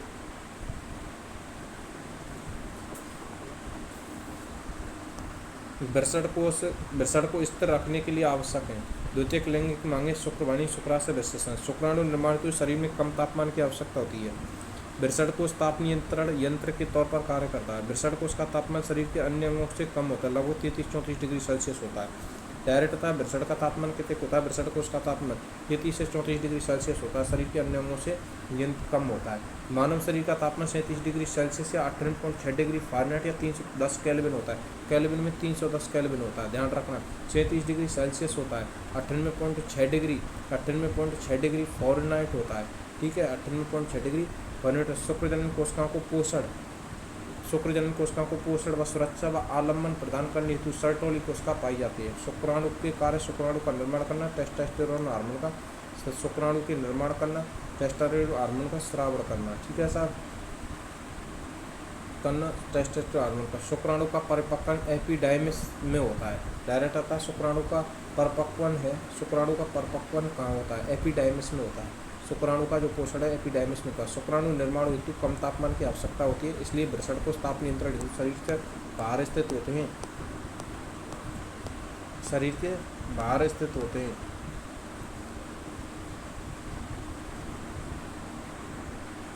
शुक्राशय शुक्राशय का एक थैलीनुमा संरचना जो शुक्राणु संग्रहित करता था। इसकी दीवार से एक चिपचिपा पदार्थ बनता है जो वीर्य का अधिकांश भाग बनाता है। डायरेक्ट आता है कि शुक्राशय जो होता है ये थैलीनुमा संरचना जो शुक्राणु संग्रहित करते रहता है, इसकी दीवार से एक चिपचिपा पदार्थ निकलता है, उसे वीर्य का अधिकांश भाग बनता है। शुक्रवाहिनी क्या है? शुक्राणु की शुक्राशय तक पहुँचाती है। शुक्राणु को शुक्राशय तक कौन पहुँचाती है? तो शुक्रवाहिनी शुक्राणु को शुक्राशय तक पहुँचाती है, ठीक है। प्रोस्टेट ग्रंथि क्या है? ये तरल पदार्थ स्रावित करती है। प्रोस्टेट ग्रंथि तरल पदार्थ स्रावित करती है, वीर्य के साथ मिलकर शुक्राणु को गति प्रदान करती है तथा वीर्य के स्कंदन को रोकती है। 45 से 50 वर्ष की आयु में प्रोस्टेट ग्रंथि खुलकर बड़ी हो जाने के कारण मूत्र मार्ग अवरुद्ध होने लगता है। इसके कारण मूत्र मार्ग अवरुद्ध हो जाता है। प्रोस्टेट ग्रंथि है ना, ये तरल पदार्थ के स्रावित वीर्य के साथ मिलकर निकलते हैं, शुक्राणु में गति प्रदान करती है, वीर्य के स्कंदन में करती है। 45-50 वर्ष की प्रोस्टेट ग्रंथि यानी शुक्राणु को गति प्रदान करती है, तरल पदार्थ स्रावित करती है, वीर्य के स्कंदन को रोकती है। 45 से 50 वर्ष की प्रोस्टेट ग्रंथि खुलकर बड़ी होती है। नोट है, शुक्रजनन में एक प्राथमिक oocyte व 4 शुक्राणु बनते हैं। शुक्राणु निर्माण की क्रिया को शुक्रजनन कहते हैं। शुक्रजनन में लगभग प्राथमिक शुक्राणु निर्माण की क्रिया शुक्रजनन कहते हैं। योनि में प्रवेश शुक्राणु 24 से 48 घंटे टेस्ट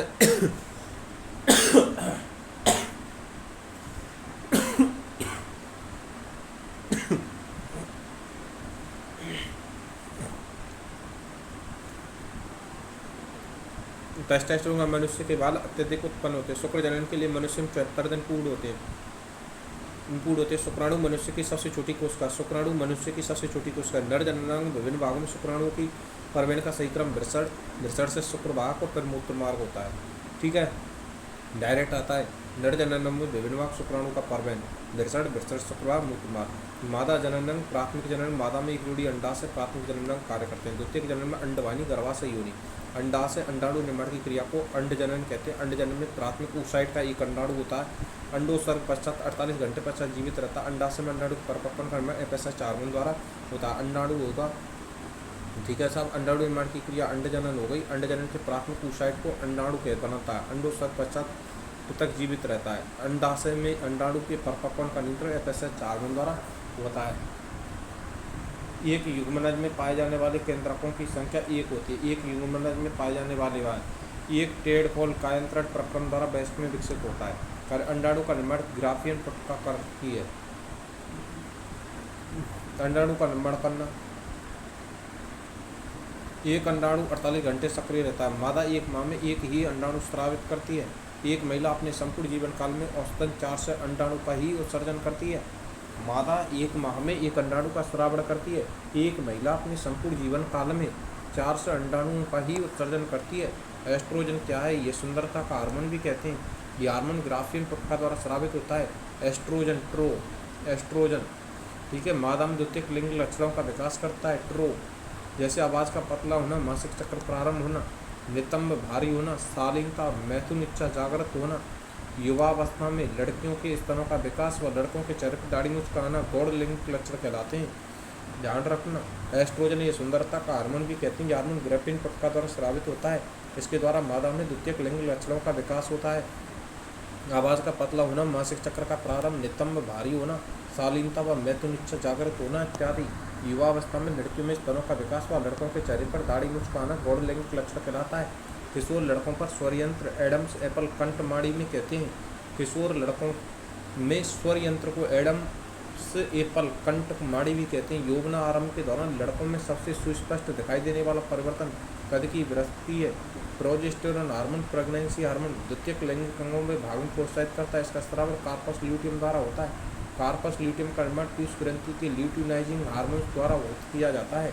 डायरेक्ट प्रश्न बनता है, प्रोजेस्टेरोन हार्मोन प्रेगनेंसी हार्मोन द्वितीयक लैंगिक अंगों विकास में प्रोत्साहित करता है। इसका स्राव कार्पस ल्यूटियम द्वारा होता है। कार्पस ल्यूटियम का निरंतर पीयूष ल्यूटियम जो होता है, ये हार्मोन प्रावण स्त्रियों के स्तनों के विकास, दुग्ध ग्रंथि में वृद्धि, सक्रिय गर्भधारण हेतु आवश्यक संरचना प्रदान करता है। हृदय परिवहन को बढ़ाना है। ग्लाइकोजन वसाओं का संचय करता है।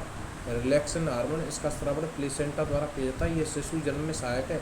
रिलैक्सन हार्मोन जो होता है प्लेसेंटा द्वारा किया जाता है। ये शिशु जन्म में सहायक है। द्वितीयक लैंगिक लक्षण में अंडवाहिनी, डिम्बवाहिनी नली व गर्भाशय नलिका भी होती है। इससे अग्रभाग में अंडाशय होता है। इनफंडिबुलम या कीपक कहलाता है। ध्यान रखना, अंडवाहिनी फैलोपियन ट्यूब, अंडवाहिनी या फैलोपियन ट्यूब होती है। इसकी डिम्बवाहिनी नली या गर्भाशय नलिका भी कहते हैं। इसका अग्रभाग जो अंडाशय में लगा होता है इनफंडिबुलम या कीपक कहलाता है। 10 से 12 सेंटीमीटर लंबी होती है। गर्भाशय के दोनों ओर स्थित होते हैं। यहाँ पर निषेचन की क्रिया होती है। अंडवाहिनी, डिम्बवाहिनी, अग्रभाग अंडाशय इनफंडिबुलम या कीपक कहते हैं। ठीक है, ये 10 से 12 सेंटीमीटर लंबी होती है। गर्भाशय के दोनों ओर स्थित होती है। यहाँ पर निषेचन की क्रिया होती है। गर्भाशय क्या है, भ्रूण का विकास होता है। माता भ्रूण के मध्य स्थापित कड़ी प्लेसेंटा का रोपण भी, तो जहाँ से पोषण व सुरक्षा प्रदान करती है। भ्रूण को पोषण कहाँ से मिलता है, प्लेसेंटा से। योनि क्या है, रजोधर्म स्राव का प्रसव मार्ग का कार्य करती है। लैक्टोबैसिलस जीवाणु पाए जाने के कारण लैक्टिक अम्ल बनता है तथा यहाँ का वातावरण अम्लीय हो जाता है, जो संक्रमण से सुरक्षा प्रदान करता है। लैक्टोबैसिलस जीवाणु रजो योनि में पाया जाता है। लैक्टिक अम्ल बनता है, यहाँ पर वातावरण अम्लीय हो जाता है, तो संक्रमण सुरक्षा प्रदान।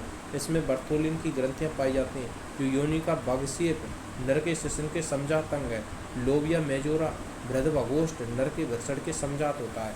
ध्यान रखना, ये प्रश्न वेरी मोस्ट है कि नर में बर्थोलिन की ग्रंथि पाई जाती है। इसमें बर्थोलिन योनि की भागशीय क्लियोटोरिस नर के शिशन का समजात अंग है, भागशीय पत्र है। लोबिया मेजोरा बृहदभागोष्ठ नर का वृषण है।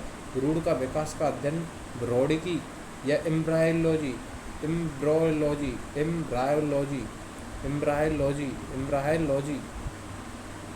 ठीक है साहब, एम्ब्रायोलॉजी। भ्रूण का विकास का अध्ययन ब्रोडिका या एम्ब्रायोलॉजी होता है। बोन वियर इसका पिता कहा जाता है। बोन वियर इसका पिता कहा जाता है। भ्रूण का विकास का अध्ययन ब्रोडिकी कहलाता है। बोन वियर पिता कहते हैं। रजो चक्र प्रारंभ होना रजो दर्शन मिनोर की 10 से 12 वर्ष में हो जाता है। बंद होना रजो निवृत्ति मिनीकोर 45 से 50 होता है। ध्यान रखना, रजो चक्र का प्रारंभ होना रजो दर्शन मिनोर की 10 से 12। नसबंदी महिला में ट्यूबेक्टोमी, पुरुष में वैसेक्टोमी। HCG हार्मोन ह्यूमन टोकनी मूत्र में इसकी उपस्थिति गर्भावस्था परीक्षण करती है। लड़की प्रेग्नेंट है या नहीं, उसका HCG हार्मोन यह मूत्र उपस्थिति गर्भाशय की सहायता से होता है। ठीक है साहब। लिंग हार्मोन, नर एंड्रोजन होता है, मादा में एस्ट्रोजन प्रोजेस्टेरोन होता है। नर में एंड्रोजन में टेस्टोस्टेरोन है। श्रावण वृषण में लैंगिक कोशिकाओं द्वारा ये स्टीरॉयड प्रकृति का एंड्रोजन होता है। स्टीरॉयड कैसी प्रकृति का, ये लैंगिक कोशिकाओं द्वारा, श्रावण वृषण द्वारा लैंगिक कोशिकाओं द्वारा होता है। प्रकृति एंड्रोजन द्वितीय गुणों लैंगिक गुणों में विकास करके उत्तरदायी होता है। टेस्टोस्टेरोन कोरस हार्मोन भी कहते हैं। एस्ट्रोजन ग्राफीन पटका में होता है, सुंदरता का हार्मोन भी कहते हैं। गौड़ लैंगिक लक्षणों का विकास हेतु मादा के जननांग एस्ट्रोजन, ये कार्पस ल्यूटियम द्वारा स्रावित होता है। ये ग्राफीन पटका में, ये लैंगिक कोशिका द्वारा होता है। गर्भ हार्मोन कहते हैं गर्भावस्था के आवश्यक हार्मोन, गर्भाशय में रक्त संचरण को बढ़ाता है, जो भ्रूण के रोपण हेतु आवश्यक है। हीमोग्लोबिन के निर्माण के धातु की आवश्यकता होती है। एपी मुकुलन द्वारा जाना जाता है। हाइड्रा को मुकुलन। स्वस्थ मनुष्य का रक्तचाप 120 से 80 mm अपेक्षित है। इस रक्त समूह लाल रक्त कणिका ए व बी दोनों प्रतिजन उपस्थित होते हैं। एंटीजन होते हैं ए बी में। रुधिर का तरल भाग क्या है, प्लाज्मा। रुधिर का तरल भाग क्या कहलाता है, रुधिर का तरल भाग क्या कहलाता है, तो रुधिर का जो तरल भाग है वो प्लाज्मा कहलाता है, वेरी वेरी मोस्ट है। रुधिर का तरल भाग क्या कहलाता है? प्लाज्मा। मानव के दंत सूत्र का फॉर्मूला 21-23/21-23। सार्वत्रिक ग्राही रुधिर समूह क्रम से कौन से प्रतिजन व प्रतिरक्षी होते हैं? प्रतिजन, कोई भी प्रतिजन नहीं, और ए व बी प्रतिजन और कोई भी प्रतिरक्षी नहीं। सार्वत्रिक ग्राही रुधिर समूह में ए व बी प्रतिजन होते हैं और कोई भी प्रतिरक्षी नहीं होता है, कोई भी प्रतिरक्षी नहीं होता है। सार्वत्रिक ग्राही में ये भी प्रतिजन होते हैं और कोई भी प्रतिरक्षी नहीं होता है। कीटों में गैस विनिमय के लिए वायु नलिकाओं का जाल होता है, जिन्हें वातक या श्वास प्रणाल कहते हैं। वातक या श्वास प्रणाल कहते हैं। कीटों में गैस विनिमय, वेरी वेरी मोस्ट प्रश्न है ये। कीटों में गैस विनिमय के लिए वायु नलिकाओं का जाल कहलाता है वातक या श्वास प्रणाल। कौन सा हार्मोन रुधिर में कैल्शियम के स्तर को नियंत्रित करता है? Parathormone, very very most. ये दोनों प्रश्न वेरी वेरी मोस्ट हैं। कीटों का गैस विनिमय के लिए वायु नलिकाओं के जाल को क्या कहा जाता है? वातक, श्वास प्रणाल। कौन सा हार्मोन रुधिर में कैल्शियम के स्तर को नियंत्रित करता है? पैराथॉर्मोन, पैराथॉर्मोन, पैराथॉर्मोन कैल्शियम के स्तर को नियंत्रित करता है। कैल्शियम के स्तर को रुधिर में कैल्शियम के स्तर को नियंत्रित, पैराथॉर्मोन। ऑक्सीजनित रुधिर हृदय शरीर के विभिन्न अंगों के किनारों द्वारा ले जाया जाता है। किसके द्वारा? धमनियों के द्वारा। ऑक्सीजनित रुधिर हृदय से शरीर के विभिन्न अंगों में ले जाया जाता है। हृदय से शरीर के विभिन्न अंगों में धमनी ले जाती है, धामन चलती चलेगी, हृदय से ले जाएगी। एक लाल भूरे रंग सेम बीन के आकार की संरचना होती है जो मनुष्य के उदरीय एवं निचले भाग में होती है, वृक्क गुर्दे होते हैं।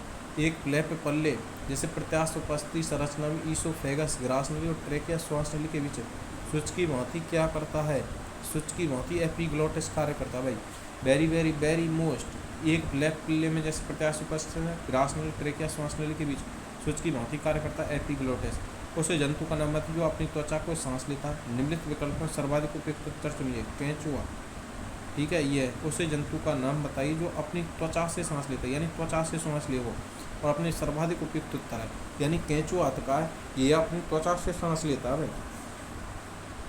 प्रतिवर्ती क्रियाओं को नियंत्रित करने का कार्य मेरुरज्जु करता है। प्रतिवर्ती प्रश्न कई बार आ लिया है कि प्रतिवर्ती क्रियाओं को नियंत्रित कौन करता है? प्रतिवर्ती क्रियाओं को कौन नियंत्रित करता है? प्रतिवर्ती क्रियाओं को नियंत्रित करने का कार्य मेरुरज्जु करता है। प्रतिवर्ती क्रियाओं को नियंत्रित मेरुरज्जु करता है, ठीक है। निम्नलिखित में कौन सी अंतःस्रावी ग्रंथि शरीर की मास्टर ग्रंथि कहलाती है? तो पीयूष ग्रंथि को मास्टर ग्रंथि कहते हैं। मानव शरीर में रक्त शर्करा के स्तर को नियंत्रित करने वाला हार्मोन है इंसुलिन हार्मोन, ठीक है। रक्त की शर्करा के स्तर को इंसुलिन हार्मोन। मनुष्य मस्तिष्क के ताप नियंत्रक का कार्य हाइपोथैलेमस ग्रंथि करके, बेहद शानदार। दो तंत्र का कोशिका के मध्य खाली स्थान को क्या कहते हैं? स्नैप्स कहते हैं, वेरी वेरी मोस्ट प्रश्न, ठीक है साहब। अब देखिए कि ग्रास नली की सम्मिलित करनी है कि ग्रास नली की मांसपेशियाँ, ग्रास नली की मांसपेशियों की विशेष गति क्रमानुकुंचन गति होती है। ग्रास नली में जो गति होती है क्रमानुकुंचन गति होती है। फिर छोटी आंत का पहला और सबसे छोटा भाग क्या कहलाता है? ग्रहणी कहलाता है। क्या कहलाता है? ग्रहणी कहलाता है, वेरी शानदार।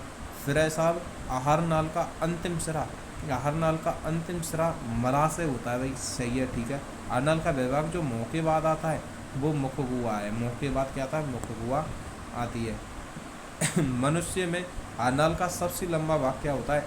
छोटी आंत होती है। मानव में आहार नाल का, डायरेक्ट प्रश्न बनेगा, मानव में आहार नाल का सबसे लंबा भाग क्या है? आहार नाल का छोटी आंत है, ठीक है साहब, छोटी आंत है। ये प्रश्न थे हमारे मानव शरीर से संबंधित प्रश्न थे। हमने बेहद सुस्पष्ट शब्दों में इस टॉपिक को करने का प्रयास किया। बेहद शानदार टॉपिक था। आप पढ़ते रहिए और अपने भविष्य को सुनिश्चित करिए। राम राम साहब, जय हिंद।